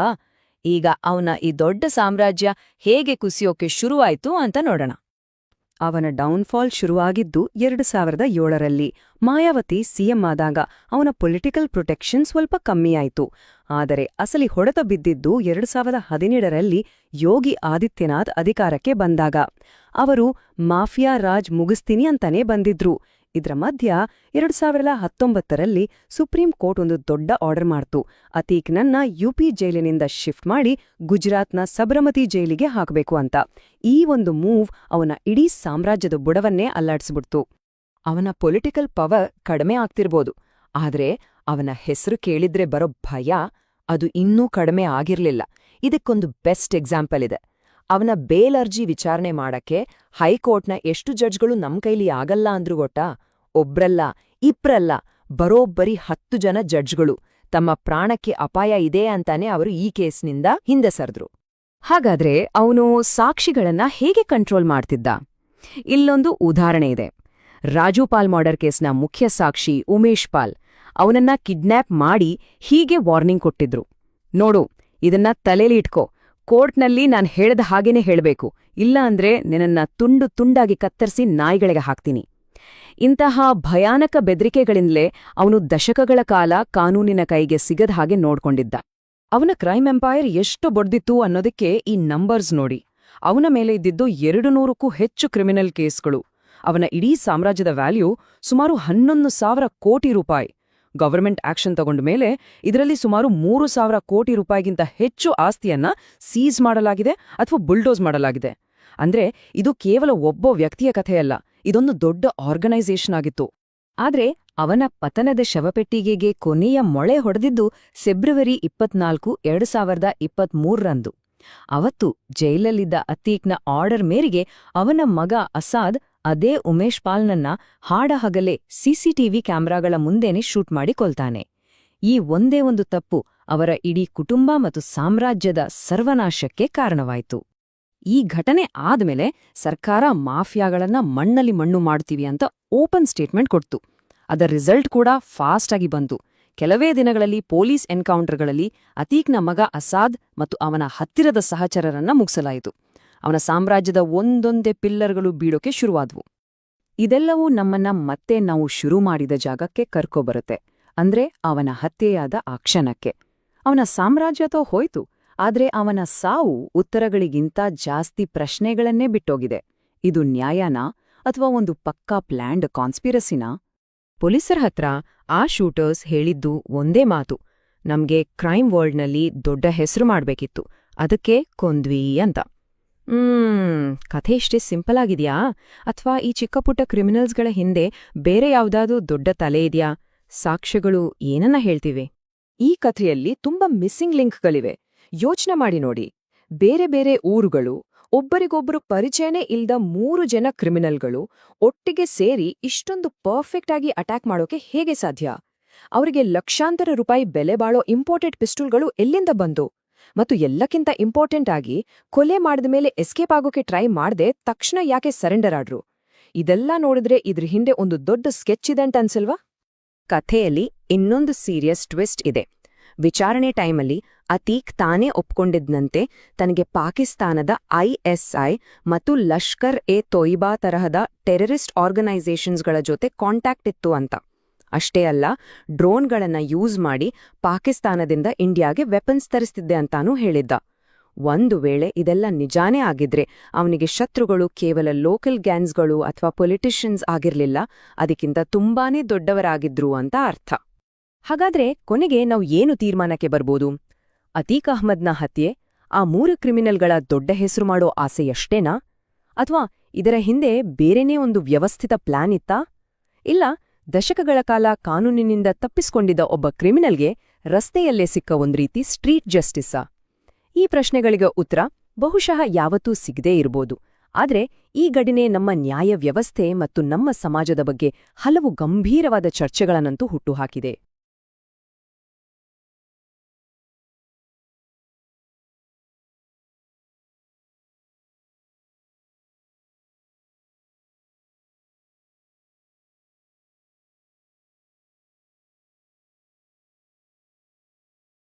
ಯೋಚನೆ ಮಾಡಿ, 5 ಬಾರಿ ಶಾಸಕ, 1 ಬಾರಿ ಸಂಸದ, ಉತ್ತರ ಪ್ರದೇಶದ ರಾಜಕೀಯದಲ್ಲಿ ದಶಕಗಳ ಕಾಲ ತನ್ನದೇ ಆದ ಒಂದು ಸಾಮ್ರಾಜ್ಯವನ್ನೇ ಕಟ್ಟಿದ್ದ ವ್ಯಕ್ತಿ. ಅಂತಹ ವ್ಯಕ್ತಿಯನ್ನ 100 ಕ್ಯಾಮೆರಾಗಳ ಮುಂದೆ ಇಡೀ ದೇಶ ಲೈವ್ ಆಗಿ ನೋಡ್ತಾ ಇರುವಾಗ ಹತ್ಯೆ ಮಾಡೋಕೆ ಹೇಗೆ ಸಾಧ್ಯ? ನೋಡಿ, ಇದೆಲ್ಲ ನಡೆದಿದ್ದು ಕೇವಲ 3 ನಿಮಿಷಗಳಲ್ಲಿ. ದಿನಾಂಕ ಏಪ್ರಿಲ್ 15, 2023 ರಾತ್ರಿ ಹೊತ್ತು ಅತೀಕ್ ಅಹಮದ್ ಮತ್ತೆ ಅವನ ತಮ್ಮ ಅಶ್ರಫ್ನನ್ನ ಮೆಡಿಕಲ್ ಚೆಕಪ್ಗಾಗಿ ಹಾಸ್ಪಿಟಲ್ಗೆ ಕರ್ಕೊಂಡು ಬಂದಿದ್ರು. ಸುತ್ತಲೂ ಮೀಡಿಯಾದವರು. ಒಬ್ಬ ರಿಪೋರ್ಟರ್ ಅವನ ಮಗನ ಅಂತ್ಯಕ್ರಿಯೆ ಬಗ್ಗೆ ಕೇಳ್ತಾನೆ. ಅದಕ್ಕೆ ಅತೀಕ್ ನನ್ನನ್ನ ಕರ್ಕೊಂಡು ಅದಕ್ಕೋಗ್ಲಿಲ್ಲ ಅಂತ ಏನೋ ಹೇಳ್ತಾನೆ. ಅವನ ತಮ್ಮ ಏನೋ ಮಾತಾಡೋಕ್ ಶುರು ಮಾಡ್ತಿದ್ದ ಹಾಗೆ ಸಡನ್ ಆಗಿ ಎಲ್ಲವೂ ಚೇಂಜ್ ಆಗುತ್ತೆ. ಪತ್ರಕರ್ತರ ತರಾನೇ ಬಂದಿದ್ದ 3 ಜನ ಇದ್ದಕ್ಕಿದ್ದಾಗೆ ಗನ್ ತೆಗೆದು ಗುಂಡಿನ ಮಳೆನೆ ಸುರಿಸ್ತಾರೆ. ಇದೆಲ್ಲವೂ ಲೈವ್ ಟಿವಿಯಲ್ಲಿ ರೆಕಾರ್ಡ್ ಆಗ್ತಿತ್ತು. ಅಕ್ಷರಶಃ ಇಡೀ ದೇಶದ ಕಣ್ಮುಂದೆ ಅತೀಕ್ ಮತ್ತು ಅಶ್ರಫ್ ರಕ್ತದ ಮಡುವಿನಲ್ಲಿ ಬಿದ್ದು ಹೋಗ್ತಾರೆ. ಹಾಗಾದ್ರೆ ಇಷ್ಟೊಂದು ಬರ್ಬರವಾಗಿ ಹತ್ಯೆಯಾದ ಈ ವ್ಯಕ್ತಿ ಯಾರು ಈತ? ಒಬ್ಬ ಜನಪ್ರತಿನಿಧಿ ಇಷ್ಟೊಂದು ದೊಡ್ಡ ಗ್ಯಾಂಗ್ಸ್ಟರ್ ಆಗಿದ್ ಹೇಗೆ? ಬನ್ನಿ, ಅತೀಕ್ ಅಹ್ಮದ್ನ 7 ಬೀಳಿನ ಕಥೆಯನ್ನ, ಅವನ ಅಧಿಕಾರ ಮತ್ತು ಅಪರಾಧದ ಜಗತ್ತಿನ ಕಥೆಯನ್ನ ಒಂದೊಂದಾಗೆ ಬಿಚ್ಚಿಡೋಣ. ಸರಿ, ಈ ಇಡೀ ಕಥೆಯನ್ನ ಅರ್ಥ ಮಾಡ್ಕೋಬೇಕು ಅಂದ್ರೆ ನಾವು ಫಸ್ಟ್ ಟೈಮಲ್ಲಿ ಹಿಂದಕ್ಕೆ ಹೋಗ್ಬೇಕು. ಎಲ್ಲವೂ ಶುರುವಾದ ಆ ದಿನಗಳಿಗೆ. ಅಂದ್ರೆ ಬಡತನದಿಂದ ಬಂದ ಒಬ್ಬ ಹುಡುಗ ಉತ್ತರ ಪ್ರದೇಶದ ಅತ್ಯಂತ ಭಯಾನಕ ಡಾನ್ ಆಗಿ ಬೆಳೆದದ್ದು ಹೇಗೆ ಅಂತ ನೋಡೋಣ.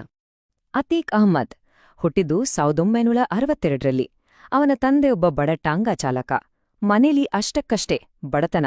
ಸಹಜವಾಗಿಯೇ ಶಾಲೆಗಿಂತ ಅವನಿಗೆ ರಸ್ತೆಗಳೇ ಹೆಚ್ಚು ಇಷ್ಟವಾಗಿದ್ವು. ತನ್ನ 17ನೇ ವಯಸ್ಸಲ್ಲಿ ಅಂದ್ರೆ 1979ರಲ್ಲಿ ಅವನು ಮೊದಲ ಕ್ರೈಮ್ ಮಾಡ್ತಾನೆ. ಗೂಡ್ಸ್ ಟ್ರೈನಿಂದ ಕಲ್ಲಿದ್ದಲು ಕದಿಯೋದು. ನೋಡೋಕ್ಕಿದೊಂದು ಸಣ್ಣ ಶುರುವಿನ ತರಾನೇ ಇತ್ತು, ಆದ್ರೆ ಇದೇ ಅವನನ್ನ ಅಪರಾಧದ ಕರಾಳ ಲೋಕಕ್ಕೆ ಎಳ್ಕೊಂಡ್ಹೋಯ್ತು. ಆಗ ಅಲಹಾಬಾದ್ನ ಅಂಡರ್ವರ್ಲ್ಡ್ನ ಕಿಂಗ್ ಅಂದ್ರೆ ಚಾಂದ್ ಬಾಬಾ. ಅವನ ಗ್ಯಾಂಗ್ ಬಾಂಬ್ ಬಳಸೋದ್ರಲ್ಲಿ ಎಕ್ಸ್ಪರ್ಟ್. ಅದಕ್ಕೆ ಅವರನ್ನ ಬೊಂಬಾಜ್ ಗ್ಯಾಂಗ್ ಅಂತಾನೆ ಕರೀತಿದ್ರು. ಅತೀಕ್ ಇದೇ ಗ್ಯಾಂಗಿಗೆ ಸೇರ್ಕೋತಾನೆ. ಆದ್ರೆ ಸುಮ್ನೆ ಹಿಂಬಾಲಕನಾಗಿರೋಕಲ್ಲ, ಚಾಂದ್ ಬಾಬಾನ ಕೆಳಗೆ ಕೆಲ್ಸ ಮಾಡೋದು, ಬಾಂಬ್ ಮಾಡೋದು, ವೆಪನ್ ಸಪ್ಲೈ ಮಾಡೋದು, ಹಫ್ತಾ ವಸೂಲಿ ಮಾಡೋದು, ಹೀಗೆ ಎಲ್ಲಾ ವಿದ್ಯೆಗಳನ್ನೂ ಕಲ್ತ್ಕೋತಾನೆ. ಒಂದ್ ಕಡೆ ಕಲಿತಾ ಇದ್ದ, ಇನ್ನೊಂದ್ ಕಡೆ ತನಗಾಗಿ ಒಂದು ದಾರಿ ಮಾಡ್ಕೋತಿದ್ದ. ಆದ್ರೆ ಅತೀಕ್ನ ಆಸೆಗಳು ದೊಡ್ದಿದ್ವು. ಒಂದೇ ಜಾಗದಲ್ಲಿ ಇಬ್ರು ಡಾನ್ಗಳು ಇರೋಕಾಗಲ್ಲ ಅನ್ನೋದು ಅವನಿಗೆ ಚೆನ್ನಾಗ್ ಗೊತ್ತಿತ್ತು. ಸೊ 1989ನಲ್ಲಿ ತನ್ನ ಗುರುವಂಟನಿದ್ದ ಚಾಂದ್ ಬಾಬಾನನ್ನೇ ಮುಗಿಸ್ಬಿಡ್ತಾನೆ. ಅಷ್ಟೇ ಅಲ್ಲ, ಅವನ ಇಡೀ ಗ್ಯಾಂಗ್ನನ್ನೇ ಖಾಲಿ ಮಾಡಿ ಅಲಹಾಬಾದ್ನ ಅಪರಾಧ ಜಗತ್ತಿನ ಒಬ್ನೇ ಒಬ್ಬ ಕಿಂಗ್ ಆಗಿ ನಿಂತ್ಕೋತಾನೆ. ಅಪರಾಧ ಜಗತ್ತನ್ನ ತನ್ನ ಕಂಟ್ರೋಲ್ಗೆ ತಗೊಂಡ್ಮೇಲೆ ಅತೀಕ್ಗೆ ಇನ್ನೊಂದು ಪವರ್ ಬೇಕಿತ್ತು.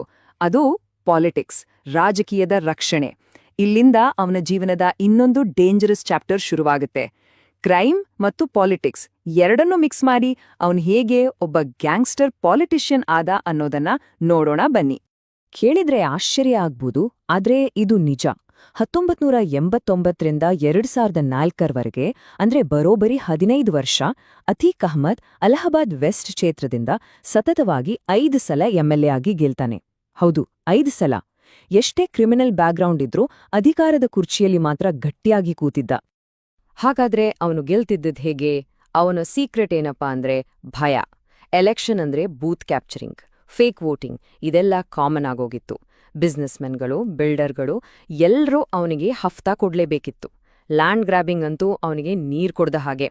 ಪರಿಸ್ಥಿತಿ ಎಲ್ಲಿವರೆಗೂ ಹೋಗಿತ್ತು ಅಂದ್ರೆ ಜನ ನ್ಯಾಯ ಕೇಳೋಕೆ ಕೋರ್ಟ್ಗೆ ಹೋಗ್ತಿರ್ಲಿಲ್ಲ, ಬದಲಿಗೆ ಅವನ ದರ್ಬಾರ್ಗೆ ಹೋಗ್ತಿದ್ರು. ಅಕ್ಷರಶಃ ಒಂದು ಪ್ಯಾರಲಲ್ ಗವರ್ಮೆಂಟನ್ನೇ ನಡೆಸ್ತಾ ಇದ್ದ. ತನ್ನ ಪವರ್ನನ್ನ ಜಿಲ್ಲೆಯಿಂದ ಸ್ಟೇಟ್ ಲೆವೆಲ್ಗೆ ತಗೊಂಡ್ ಹೋಗೋಕೆ ಅತೀಕ್ ಸಮಾಜ್ವಾದಿ ಪಾರ್ಟಿ ಸೇರ್ಕೊತಾನೆ. ಆ ಪಾರ್ಟಿಯಾಗ MY ಇಕ್ವೇಷನ್ ಅನ್ನೋ ಒಂದು ಸ್ಟ್ರಾಟಜಿ ಬಳಸ್ತಿತ್ತು. ಅಂದ್ರೆ ಮುಸ್ಲಿಂ ಮತ್ತು ಯಾದವ್ ವೋಟ್ಗಳನ್ನ ಒಟ್ಟಿಗೆ ಸೇರಿಸಿ ಅಧಿಕಾರ ಹಿಡಿಯೋದು. ಈ ಪೊಲಿಟಿಕಲ್ ಅಲಯನ್ಸ್ ಅತೀಕ್ ತರಹದ ಬಾಹುಬಲಿಗೆ ಒಂದು ರೀತಿ ರಕ್ಷಾಕವಚದ ತರ ಆಯ್ತು. ಅವನ ಪವರ್ ಇನ್ನಷ್ಟು ಜಾಸ್ತಿ ಆಯ್ತು. 2004ರಲ್ಲಿ ಅತೀಕ್ ಪಾಲಿಟಿಕ್ಸ್ನಲ್ಲಿ ಇನ್ನೊಂದು ಸ್ಟೆಪ್ ಮೇಲೆ ಹೋಗಿ MP ಆಗ್ತಾನೆ.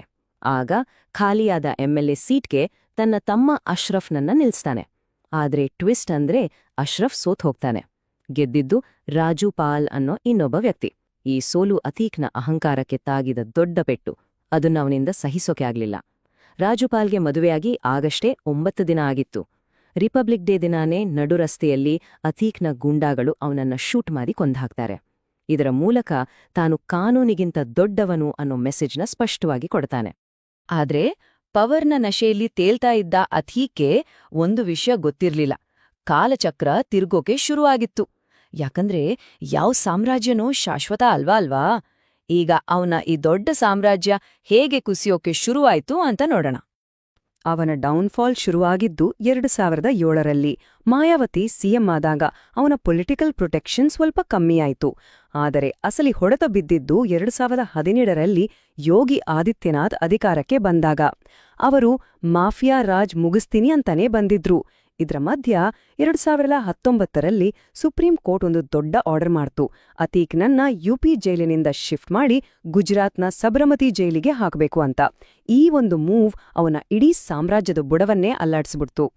ಅವನ ಪೊಲಿಟಿಕಲ್ ಪವರ್ ಕಡಿಮೆ ಆಗ್ತಿರ್ಬೋದು, ಆದ್ರೆ ಅವನ ಹೆಸರು ಕೇಳಿದ್ರೆ ಬರೋ ಭಯ ಅದು ಇನ್ನೂ ಕಡಿಮೆ ಆಗಿರ್ಲಿಲ್ಲ. ಇದಕ್ಕೊಂದು ಬೆಸ್ಟ್ ಎಕ್ಸಾಂಪಲ್ ಇದೆ.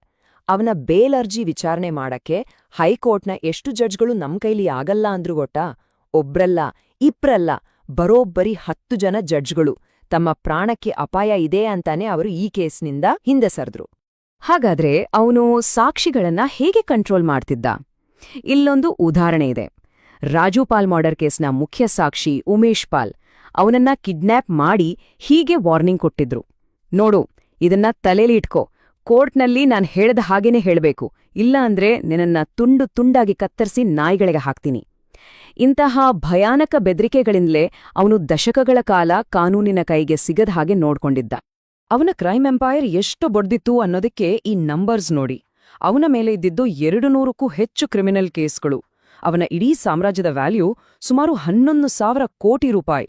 ಗವರ್ಮೆಂಟ್ ಆಕ್ಷನ್ ತಗೊಂಡ ಮೇಲೆ ಇದರಲ್ಲಿ ಸುಮಾರು 3,000 ಕೋಟಿ ರೂಪಾಯಿಗಿಂತ ಹೆಚ್ಚು ಆಸ್ತಿಯನ್ನ ಸೀಸ್ ಮಾಡಲಾಗಿದೆ ಅಥವಾ ಬುಲ್ಡೋಸ್ ಮಾಡಲಾಗಿದೆ. ಅಂದ್ರೆ ಇದು ಕೇವಲ ಒಬ್ಬ ವ್ಯಕ್ತಿಯ ಕಥೆಯಲ್ಲ, ಇದೊಂದು ದೊಡ್ಡ ಆರ್ಗನೈಸೇಷನ್ ಆಗಿತ್ತು. ಆದ್ರೆ ಅವನ ಪತನದ ಶವಪೆಟ್ಟಿಗೆಗೆ ಕೊನೆಯ ಮೊಳೆ ಹೊಡೆದಿದ್ದು ಫೆಬ್ರವರಿ 24, 2023ರಂದು. ಅವತ್ತು ಜೈಲಲ್ಲಿದ್ದ ಅತೀಕ್ನ ಆರ್ಡರ್ ಮೇರೆಗೆ ಅವನ ಮಗ ಅಸಾದ್ ಅದೇ ಉಮೇಶ್ ಪಾಲ್ನನ್ನ ಹಾಡಹಗಲೇ ಸಿಸಿಟಿವಿ ಕ್ಯಾಮೆರಾಗಳ ಮುಂದೆನೆ ಶೂಟ್ ಮಾಡಿ ಕೊಲ್ತಾನೆ. ಈ ಒಂದೇ ಒಂದು ತಪ್ಪು ಅವರ ಇಡೀ ಕುಟುಂಬ ಮತ್ತು ಸಾಮ್ರಾಜ್ಯದ ಸರ್ವನಾಶಕ್ಕೆ ಕಾರಣವಾಯಿತು. ಈ ಘಟನೆ ಆದ್ಮೇಲೆ ಸರ್ಕಾರ ಮಾಫಿಯಾಗಳನ್ನ ಮಣ್ಣಲ್ಲಿ ಮಣ್ಣು ಮಾಡ್ತೀವಿ ಅಂತ ಓಪನ್ ಸ್ಟೇಟ್ಮೆಂಟ್ ಕೊಡ್ತು.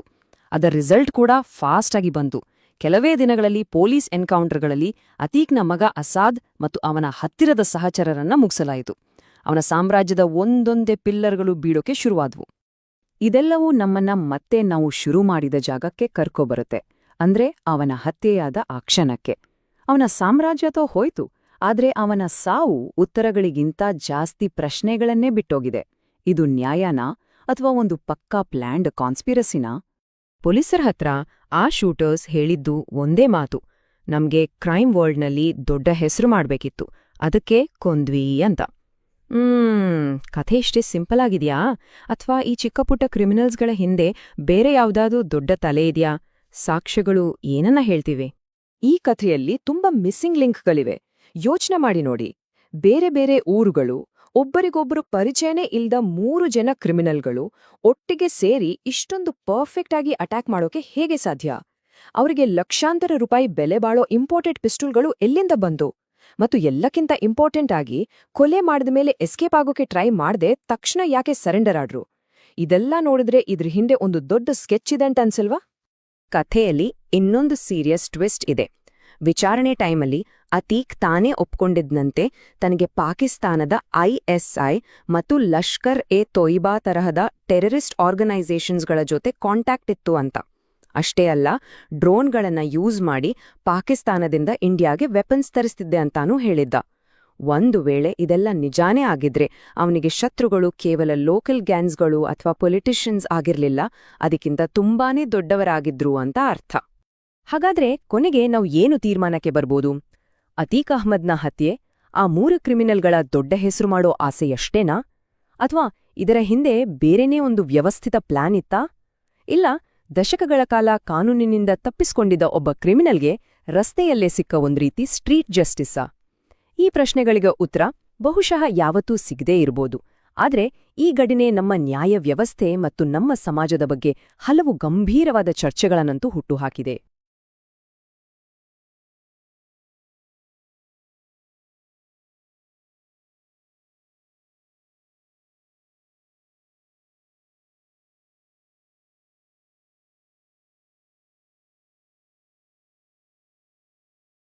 ಯೋಚನೆ ಮಾಡಿ, 5 ಬಾರಿ ಶಾಸಕ, 1 ಬಾರಿ ಸಂಸದ, ಉತ್ತರ ಪ್ರದೇಶದ ರಾಜಕೀಯದಲ್ಲಿ ದಶಕಗಳ ಕಾಲ ತನ್ನದೇ ಆದ ಒಂದು ಸಾಮ್ರಾಜ್ಯವನ್ನೇ ಕಟ್ಟಿದ್ದ ವ್ಯಕ್ತಿ. ಅಂತಹ ವ್ಯಕ್ತಿಯನ್ನ 100 ಕ್ಯಾಮೆರಾಗಳ ಮುಂದೆ ಇಡೀ ದೇಶ ಲೈವ್ ಆಗಿ ನೋಡ್ತಾ ಇರುವಾಗ ಹತ್ಯೆ ಮಾಡೋಕೆ ಹೇಗೆ ಸಾಧ್ಯ? ನೋಡಿ, ಇದೆಲ್ಲ ನಡೆದಿದ್ದು ಕೇವಲ 3 ನಿಮಿಷಗಳಲ್ಲಿ. ದಿನಾಂಕ ಏಪ್ರಿಲ್ 15, 2023 ರಾತ್ರಿ ಹೊತ್ತು ಅತೀಕ್ ಅಹಮದ್ ಮತ್ತೆ ಅವನ ತಮ್ಮ ಅಶ್ರಫ್ನನ್ನ ಮೆಡಿಕಲ್ ಚೆಕಪ್ಗಾಗಿ ಹಾಸ್ಪಿಟಲ್ಗೆ ಕರ್ಕೊಂಡು ಬಂದಿದ್ರು. ಸುತ್ತಲೂ ಮೀಡಿಯಾದವರು. ಒಬ್ಬ ರಿಪೋರ್ಟರ್ ಅವನ ಮಗನ ಅಂತ್ಯಕ್ರಿಯೆ ಬಗ್ಗೆ ಕೇಳ್ತಾನೆ. ಅದಕ್ಕೆ ಅತೀಕ್ ನನ್ನನ್ನ ಕರ್ಕೊಂಡು ಅದಕ್ಕೋಗ್ಲಿಲ್ಲ ಅಂತ ಏನೋ ಹೇಳ್ತಾನೆ. ಅವನ ತಮ್ಮ ಏನೋ ಮಾತಾಡೋಕ್ ಶುರು ಮಾಡ್ತಿದ್ದ ಹಾಗೆ ಸಡನ್ ಆಗಿ ಎಲ್ಲವೂ ಚೇಂಜ್ ಆಗುತ್ತೆ. ಪತ್ರಕರ್ತರ ತರಾನೇ ಬಂದಿದ್ದ 3 ಜನ ಇದ್ದಕ್ಕಿದ್ದಾಗೆ ಗನ್ ತೆಗೆದು ಗುಂಡಿನ ಮಳೆನೆ ಸುರಿಸ್ತಾರೆ. ಇದೆಲ್ಲವೂ ಲೈವ್ ಟಿವಿಯಲ್ಲಿ ರೆಕಾರ್ಡ್ ಆಗ್ತಿತ್ತು. ಅಕ್ಷರಶಃ ಇಡೀ ದೇಶದ ಕಣ್ಮುಂದೆ ಅತೀಕ್ ಮತ್ತು ಅಶ್ರಫ್ ರಕ್ತದ ಮಡುವಿನಲ್ಲಿ ಬಿದ್ದು ಹೋಗ್ತಾರೆ. ಹಾಗಾದ್ರೆ ಇಷ್ಟೊಂದು ಬರ್ಬರವಾಗಿ ಹತ್ಯೆಯಾದ ಈ ವ್ಯಕ್ತಿ ಯಾರು ಈತ? ಒಬ್ಬ ಜನಪ್ರತಿನಿಧಿ ಇಷ್ಟೊಂದು ದೊಡ್ಡ ಗ್ಯಾಂಗ್ಸ್ಟರ್ ಆಗಿದ್ದ ಹೇಗೆ?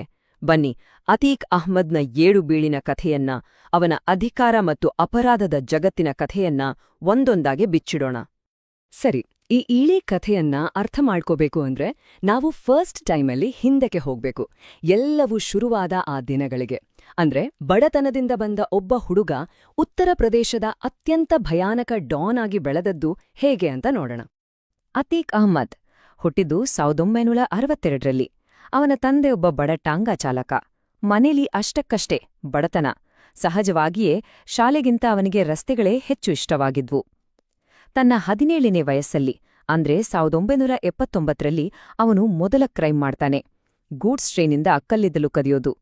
ನೋಡೋಕ್ಕಿದೊಂದು ಸಣ್ಣ ಶುರುವಿನ ತರಾನೇ ಇತ್ತು, ಆದ್ರೆ ಇದೇ ಅವನನ್ನ ಅಪರಾಧದ ಕರಾಳ ಲೋಕಕ್ಕೆ ಎಳ್ಕೊಂಡು ಹೋಯ್ತು. ಆಗ ಅಲಹಾಬಾದ್ನ ಅಂಡರ್ವರ್ಲ್ಡ್ನ ಕಿಂಗ್ ಅಂದ್ರೆ ಚಾಂದ್ ಬಾಬಾ. ಅವನ ಗ್ಯಾಂಗ್ ಬಾಂಬ್ ಬಳಸೋದ್ರಲ್ಲಿ ಎಕ್ಸ್ಪರ್ಟ್. ಅದಕ್ಕೆ ಅವರನ್ನ ಬೊಂಬಾಜ್ ಗ್ಯಾಂಗ್ ಅಂತಾನೆ ಕರೀತಿದ್ರು. ಅತೀಕ್ ಇದೇ ಗ್ಯಾಂಗಿಗೆ ಸೇರ್ಕೋತಾನೆ. ಆದ್ರೆ ಸುಮ್ನೆ ಹಿಂಬಾಲಕನಾಗಿರೋಕಲ್ಲ, ಚಾಂದ್ ಬಾಬಾನ ಕೆಳಗೆ ಕೆಲ್ಸ ಮಾಡೋದು, ಬಾಂಬ್ ಮಾಡೋದು, ವೆಪನ್ ಸಪ್ಲೈ ಮಾಡೋದು, ಹಫ್ತಾ ವಸೂಲಿ ಮಾಡೋದು, ಹೀಗೆ ಎಲ್ಲಾ ವಿದ್ಯೆಗಳನ್ನೂ ಕಲ್ತ್ಕೋತಾನೆ. ಒಂದ್ ಕಡೆ ಕಲಿತಾ ಇದ್ದ, ಇನ್ನೊಂದ್ ಕಡೆ ತನಗಾಗಿ ಒಂದು ದಾರಿ ಮಾಡ್ಕೋತಿದ್ದ. ಆದ್ರೆ ಅತೀಕ್ನ ಆಸೆಗಳು ದೊಡ್ದಿದ್ವು. ಒಂದೇ ಜಾಗದಲ್ಲಿ ಇಬ್ರು ಡಾನ್ಗಳು ಇರೋಕಾಗಲ್ಲ ಅನ್ನೋದು ಅವನಿಗೆ ಚೆನ್ನಾಗ್ ಗೊತ್ತಿತ್ತು. ಸೊ 1989ನಲ್ಲಿ ತನ್ನ ಗುರುವಂಟಾನಿದ್ದ ಚಾಂದ್ ಬಾಬಾನನ್ನೇ ಮುಗಿಸ್ಬಿಡ್ತಾನೆ.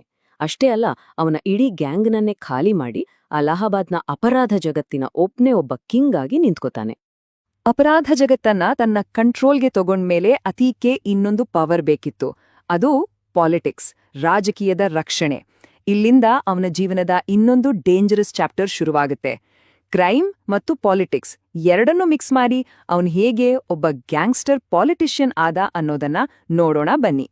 ಕೇಳಿದ್ರೆ ಆಶ್ಚರ್ಯ ಆಗ್ಬೋದು, ಆದ್ರೆ ಇದು ನಿಜ. 1989ರಿಂದ 2004ರವರೆಗೆ, ಅಂದ್ರೆ ಬರೋಬ್ಬರಿ 15 ವರ್ಷ, ಅತೀಕ್ ಅಹ್ಮದ್ ಅಲಹಾಬಾದ್ ವೆಸ್ಟ್ ಕ್ಷೇತ್ರದಿಂದ ಸತತವಾಗಿ 5 ಸಲ ಎಂಎಲ್ಎ ಆಗಿ ಗೆಲ್ತಾನೆ. ಹೌದು, 5 ಸಲ. ಎಷ್ಟೇ ಕ್ರಿಮಿನಲ್ ಬ್ಯಾಕ್ಗ್ರೌಂಡ್ ಇದ್ರೂ ಅಧಿಕಾರದ ಕುರ್ಚಿಯಲ್ಲಿ ಮಾತ್ರ ಗಟ್ಟಿಯಾಗಿ ಕೂತಿದ್ದ. ಹಾಗಾದ್ರೆ ಅವನು ಗೆಲ್ತಿದ್ದದ್ ಹೇಗೆ? ಅವನ ಸೀಕ್ರೆಟ್ ಏನಪ್ಪಾ ಅಂದ್ರೆ ಭಯ.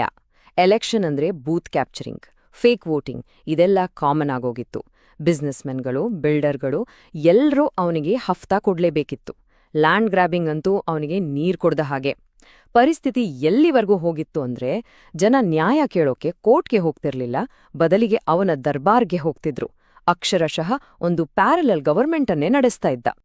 ತನ್ನ ಪವರ್ನನ್ನ ಜಿಲ್ಲೆಯಿಂದ ಸ್ಟೇಟ್ ಲೆವೆಲ್ಗೆ ತಗೊಂಡ್ ಹೋಗೋಕೆ ಅತೀಕ್ ಸಮಾಜ್ವಾದಿ ಪಾರ್ಟಿ ಸೇರ್ಕೋತಾನೆ. ಆ ಪಾರ್ಟಿಯಾಗ MY ಈಕ್ವೇಷನ್ ಅನ್ನೋ ಒಂದು ಸ್ಟ್ರಾಟಜಿ ಬಳಸ್ತಿತ್ತು. ಅಂದ್ರೆ ಮುಸ್ಲಿಂ ಮತ್ತು ಯಾದವ್ ವೋಟ್ಗಳನ್ನ ಒಟ್ಟಿಗೆ ಸೇರಿಸಿ ಅಧಿಕಾರ ಹಿಡಿಯೋದು. ಈ ಪೊಲಿಟಿಕಲ್ ಅಲಯನ್ಸ್ ಅತೀಕ್ ತರಹದ ಬಾಹುಬಲಿಗೆ ಒಂದು ರೀತಿ ರಕ್ಷಾಕವಚದ ತರ ಆಯ್ತು. ಅವನ ಪವರ್ ಇನ್ನಷ್ಟು ಜಾಸ್ತಿ ಆಯ್ತು. 2004ರಲ್ಲಿ ಅತೀಕ್ ಪಾಲಿಟಿಕ್ಸ್ನಲ್ಲಿ ಇನ್ನೊಂದು ಸ್ಟೆಪ್ ಮೇಲೆ ಹೋಗಿ MP ಆಗ್ತಾನೆ. ಆಗ ಖಾಲಿಯಾದ MLA ಸೀಟ್ಗೆ ತನ್ನ ತಮ್ಮ ಅಶ್ರಫ್ನನ್ನ ನಿಲ್ಸ್ತಾನೆ. ಆದ್ರೆ ಟ್ವಿಸ್ಟ್ ಅಂದ್ರೆ ಅಶ್ರಫ್ ಸೋತ್ ಹೋಗ್ತಾನೆ. ಗೆದ್ದಿದ್ದು ರಾಜು ಪಾಲ್ ಅನ್ನೋ ಇನ್ನೊಬ್ಬ ವ್ಯಕ್ತಿ. ಈ ಸೋಲು ಅತೀಕ್ನ ಅಹಂಕಾರಕ್ಕೆ ತಾಗಿದ ದೊಡ್ಡ ಪೆಟ್ಟು. ಅದನ್ನ ಅವನಿಂದ ಸಹಿಸೋಕೆ ಆಗ್ಲಿಲ್ಲ. ರಾಜುಪಾಲ್ಗೆ ಮದುವೆಯಾಗಿ ಆಗಷ್ಟೇ 9 ದಿನ ಆಗಿತ್ತು. ರಿಪಬ್ಲಿಕ್ ಡೇ ದಿನಾನೇ ನಡು ರಸ್ತೆಯಲ್ಲಿ ಅತೀಕ್ನ ಗೂಂಡಾಗಳು ಅವನನ್ನ ಶೂಟ್ ಮಾಡಿ ಕೊಂದ್ಹಾಕ್ತಾರೆ. ಇದರ ಮೂಲಕ ತಾನು ಕಾನೂನಿಗಿಂತ ದೊಡ್ಡವನು ಅನ್ನೋ ಮೆಸೇಜ್ನ ಸ್ಪಷ್ಟವಾಗಿ ಕೊಡ್ತಾನೆ. ಆದ್ರೆ ಪವರ್ನ ನಶೆಯಲ್ಲಿ ತೇಲ್ತಾ ಇದ್ದ ಅತೀಕ್ಗೆ ಒಂದು ವಿಷಯ ಗೊತ್ತಿರ್ಲಿಲ್ಲ. ಕಾಲಚಕ್ರ ತಿರ್ಗೋಕೆ ಶುರುವಾಗಿತ್ತು. ಯಾಕಂದ್ರೆ ಯಾವ ಸಾಮ್ರಾಜ್ಯನೂ ಶಾಶ್ವತ ಅಲ್ವಾ. ಈಗ ಅವನ ಈ ದೊಡ್ಡ ಸಾಮ್ರಾಜ್ಯ ಹೇಗೆ ಕುಸಿಯೋಕೆ ಶುರುವಾಯ್ತು ಅಂತ ನೋಡೋಣ. ಅವನ ಡೌನ್ಫಾಲ್ ಶುರುವಾಗಿದ್ದು 2007ರಲ್ಲಿ. ಮಾಯಾವತಿ ಸಿಎಂ ಆದಾಗ ಅವನ ಪೊಲಿಟಿಕಲ್ ಪ್ರೊಟೆಕ್ಷನ್ ಸ್ವಲ್ಪ ಕಮ್ಮಿಯಾಯಿತು. ಆದರೆ ಅಸಲಿ ಹೊಡೆತ ಬಿದ್ದಿದ್ದು 2017ರಲ್ಲಿ ಯೋಗಿ ಆದಿತ್ಯನಾಥ್ ಅಧಿಕಾರಕ್ಕೆ ಬಂದಾಗ. ಅವರು ಮಾಫಿಯಾ ರಾಜ್ ಮುಗಿಸ್ತೀನಿ ಅಂತಾನೇ ಬಂದಿದ್ರು. ಇದ್ರ ಮಧ್ಯ 2019ರಲ್ಲಿ ಸುಪ್ರೀಂ ಕೋರ್ಟ್ ಒಂದು ದೊಡ್ಡ ಆರ್ಡರ್ ಮಾಡ್ತು. ಅತೀಕ್ನನ್ನ UP ಜೈಲಿನಿಂದ ಶಿಫ್ಟ್ ಮಾಡಿ ಗುಜರಾತ್ನ ಸಬರಮತಿ ಜೈಲಿಗೆ ಹಾಕಬೇಕು ಅಂತ. ಈ ಒಂದು ಮೂವ್ ಅವನ ಇಡೀ ಸಾಮ್ರಾಜ್ಯದ ಬುಡವನ್ನೇ ಅಲ್ಲಾಡ್ಸ್ಬಿಡ್ತು. ಅವನ ಪೊಲಿಟಿಕಲ್ ಪವರ್ ಕಡಿಮೆ ಆಗ್ತಿರ್ಬೋದು, ಆದ್ರೆ ಅವನ ಹೆಸರು ಕೇಳಿದ್ರೆ ಬರೋ ಭಯ ಅದು ಇನ್ನೂ ಕಡಿಮೆ ಆಗಿರ್ಲಿಲ್ಲ. ಇದಕ್ಕೊಂದು ಬೆಸ್ಟ್ ಎಕ್ಸಾಂಪಲ್ ಇದೆ. ಅವನ ಬೇಲ್ ಅರ್ಜಿ ವಿಚಾರಣೆ ಮಾಡಕ್ಕೆ ಹೈಕೋರ್ಟ್ನ ಎಷ್ಟು ಜಡ್ಜ್ಗಳು ನಮ್ ಕೈಲಿ ಆಗಲ್ಲ ಅಂದ್ರು ಗೊತ್ತಾ? ಒಬ್ರಲ್ಲ, ಇಬ್ರಲ್ಲ, ಬರೋಬ್ಬರಿ 10 ಜನ ಜಡ್ಜ್ಗಳು. ತಮ್ಮ ಪ್ರಾಣಕ್ಕೆ ಅಪಾಯ ಇದೆ ಅಂತಾನೆ ಅವರು ಈ ಕೇಸ್ನಿಂದ ಹಿಂದೆ ಸರಿದ್ರು. ಹಾಗಾದ್ರೆ ಅವನು ಸಾಕ್ಷಿಗಳನ್ನ ಹೇಗೆ ಕಂಟ್ರೋಲ್ ಮಾಡ್ತಿದ್ದ? ಇಲ್ಲೊಂದು ಉದಾಹರಣೆ ಇದೆ. ರಾಜು ಪಾಲ್ ಮರ್ಡರ್ ಕೇಸ್ನ ಮುಖ್ಯ ಸಾಕ್ಷಿ ಉಮೇಶ್ ಪಾಲ್ ಅವನನ್ನ ಕಿಡ್ನ್ಯಾಪ್ ಮಾಡಿ ಹೀಗೆ ವಾರ್ನಿಂಗ್ ಕೊಟ್ಟಿದ್ರು.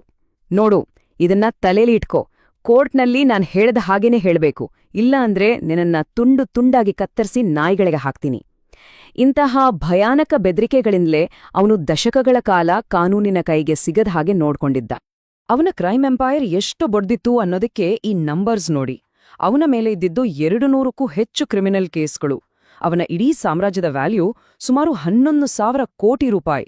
ಗವರ್ಮೆಂಟ್ ಆಕ್ಷನ್ ತಗೊಂಡ ಮೇಲೆ ಇದರಲ್ಲಿ ಸುಮಾರು 3,000 ಕೋಟಿ ರೂಪಾಯಿಗಿಂತ ಹೆಚ್ಚು ಆಸ್ತಿಯನ್ನ ಸೀಸ್ ಮಾಡಲಾಗಿದೆ ಅಥವಾ ಬುಲ್ಡೋಸ್ ಮಾಡಲಾಗಿದೆ.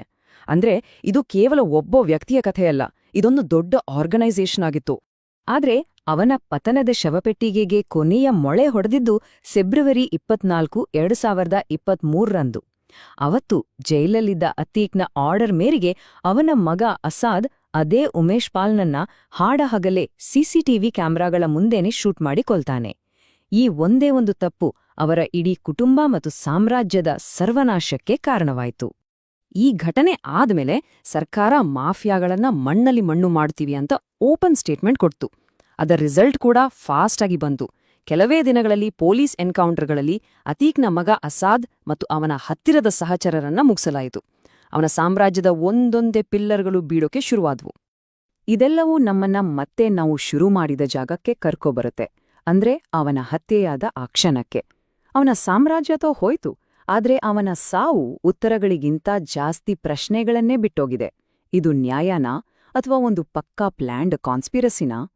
ಪೊಲೀಸರ ಹತ್ರ ಆ ಶೂಟರ್ಸ್ ಹೇಳಿದ್ದು ಒಂದೇ ಮಾತು, ನಮ್ಗೆ ಕ್ರೈಮ್ ವರ್ಲ್ಡ್ನಲ್ಲಿ ದೊಡ್ಡ ಹೆಸರು ಮಾಡ್ಬೇಕಿತ್ತು, ಅದಕ್ಕೆ ಕೊಂದ್ವಿ ಅಂತ.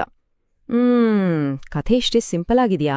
ಅಥವಾ ಈ ಚಿಕ್ಕಪುಟ್ಟ ಕ್ರಿಮಿನಲ್ಸ್ಗಳ ಹಿಂದೆ ಬೇರೆ ಯಾವ್ದಾದ್ರೂ ದೊಡ್ಡ ತಲೆ ಇದೆಯಾ? ಸಾಕ್ಷ್ಯಗಳು ಏನನ್ನ ಹೇಳ್ತಿವೆ? ಈ ಕಥೆಯಲ್ಲಿ ತುಂಬಾ ಮಿಸ್ಸಿಂಗ್ ಲಿಂಕ್ಗಳಿವೆ. ಯೋಚನೆ ಮಾಡಿ ನೋಡಿ, ಬೇರೆ ಬೇರೆ ಊರುಗಳು, ಒಬ್ಬರಿಗೊಬ್ಬರು ಪರಿಚಯನೇ ಇಲ್ದ 3 ಜನ ಕ್ರಿಮಿನಲ್ಗಳು ಒಟ್ಟಿಗೆ ಸೇರಿ ಇಷ್ಟೊಂದು ಪರ್ಫೆಕ್ಟ್ ಆಗಿ ಅಟ್ಯಾಕ್ ಮಾಡೋಕೆ ಹೇಗೆ ಸಾಧ್ಯ? ಅವರಿಗೆ ಲಕ್ಷಾಂತರ ರೂಪಾಯಿ ಬೆಲೆ ಬಾಳೋ ಇಂಪೋರ್ಟೆಡ್ ಪಿಸ್ಟೂಲ್ಗಳು ಎಲ್ಲಿಂದ ಬಂದು? ಮತ್ತು ಎಲ್ಲಕ್ಕಿಂತ ಇಂಪಾರ್ಟೆಂಟ್ ಆಗಿ, ಕೊಲೆ ಮಾಡಿದ ಮೇಲೆ ಎಸ್ಕೇಪ್ ಆಗೋಕೆ ಟ್ರೈ ಮಾಡ್ದೆ ತಕ್ಷಣ ಯಾಕೆ ಸರೆಂಡರ್ ಆಡ್ರು? ಇದೆಲ್ಲ ನೋಡಿದ್ರೆ ಇದ್ರ ಹಿಂದೆ ಒಂದು ದೊಡ್ಡ ಸ್ಕೆಚ್ ಇದೆ ಅಂತ ಅನ್ಸಲ್ವಾ? ಕಥೆಯಲ್ಲಿ ಇನ್ನೊಂದು ಸೀರಿಯಸ್ ಟ್ವಿಸ್ಟ್ ಇದೆ. ವಿಚಾರಣೆ ಟೈಮಲ್ಲಿ ಅತೀಕ್ ತಾನೇ ಒಪ್ಕೊಂಡಿದ್ನಂತೆ ತನಗೆ ಪಾಕಿಸ್ತಾನದ ISI ಮತ್ತು ಲಷ್ಕರ್-ಎ-ತೊಯ್ಬಾ ತರಹದ ಟೆರರಿಸ್ಟ್ ಆರ್ಗನೈಸೇಷನ್ಸ್ಗಳ ಜೊತೆ ಕಾಂಟ್ಯಾಕ್ಟ್ ಇತ್ತು ಅಂತ. ಅಷ್ಟೇ ಅಲ್ಲ, ಡ್ರೋನ್ಗಳನ್ನ ಯೂಸ್ ಮಾಡಿ ಪಾಕಿಸ್ತಾನದಿಂದ ಇಂಡಿಯಾಗೆ ವೆಪನ್ಸ್ ತರಿಸ್ತಿದ್ದೆ ಅಂತಾನೂ ಹೇಳಿದ್ದ. ಒಂದು ವೇಳೆ ಇದೆಲ್ಲ ನಿಜಾನೇ ಆಗಿದ್ರೆ ಅವನಿಗೆ ಶತ್ರುಗಳು ಕೇವಲ ಲೋಕಲ್ ಗ್ಯಾಂಗ್ಸ್ಗಳು ಅಥವಾ ಪೊಲಿಟಿಷಿಯನ್ಸ್ ಆಗಿರ್ಲಿಲ್ಲ, ಅದಕ್ಕಿಂತ ತುಂಬಾನೇ ದೊಡ್ಡವರಾಗಿದ್ರು ಅಂತ ಅರ್ಥ. ಹಾಗಾದ್ರೆ ಕೊನೆಗೆ ನಾವು ಏನು ತೀರ್ಮಾನಕ್ಕೆ ಬರ್ಬೋದು? ಅತೀಕ್ ಅಹ್ಮದ್ನ ಹತ್ಯೆ ಆ 3 ಕ್ರಿಮಿನಲ್ಗಳ ದೊಡ್ಡ ಹೆಸರು ಮಾಡೋ ಆಸೆಯಷ್ಟೇನಾ? ಅಥವಾ ಇದರ ಹಿಂದೆ ಬೇರೆನೇ ಒಂದು ವ್ಯವಸ್ಥಿತ ಪ್ಲಾನ್ ಇತ್ತಾ? ಇಲ್ಲ ದಶಕಗಳ ಕಾಲ ಕಾನೂನಿನಿಂದ ತಪ್ಪಿಸ್ಕೊಂಡಿದ್ದ ಒಬ್ಬ ಕ್ರಿಮಿನಲ್ಗೆ ರಸ್ತೆಯಲ್ಲೇ ಸಿಕ್ಕ ಒಂದ್ ರೀತಿ ಸ್ಟ್ರೀಟ್ ಜಸ್ಟಿಸ್ಸಾ? ಈ ಪ್ರಶ್ನೆಗಳಿಗೆ ಉತ್ತರ ಬಹುಶಃ ಯಾವತ್ತೂ ಸಿಗದೇ ಇರ್ಬೋದು. ಆದ್ರೆ ಈ ಘಟನೆ ನಮ್ಮ ನ್ಯಾಯ ವ್ಯವಸ್ಥೆ ಮತ್ತು ನಮ್ಮ ಸಮಾಜದ ಬಗ್ಗೆ ಹಲವು ಗಂಭೀರವಾದ ಚರ್ಚೆಗಳನ್ನಂತೂ ಹುಟ್ಟುಹಾಕಿದೆ.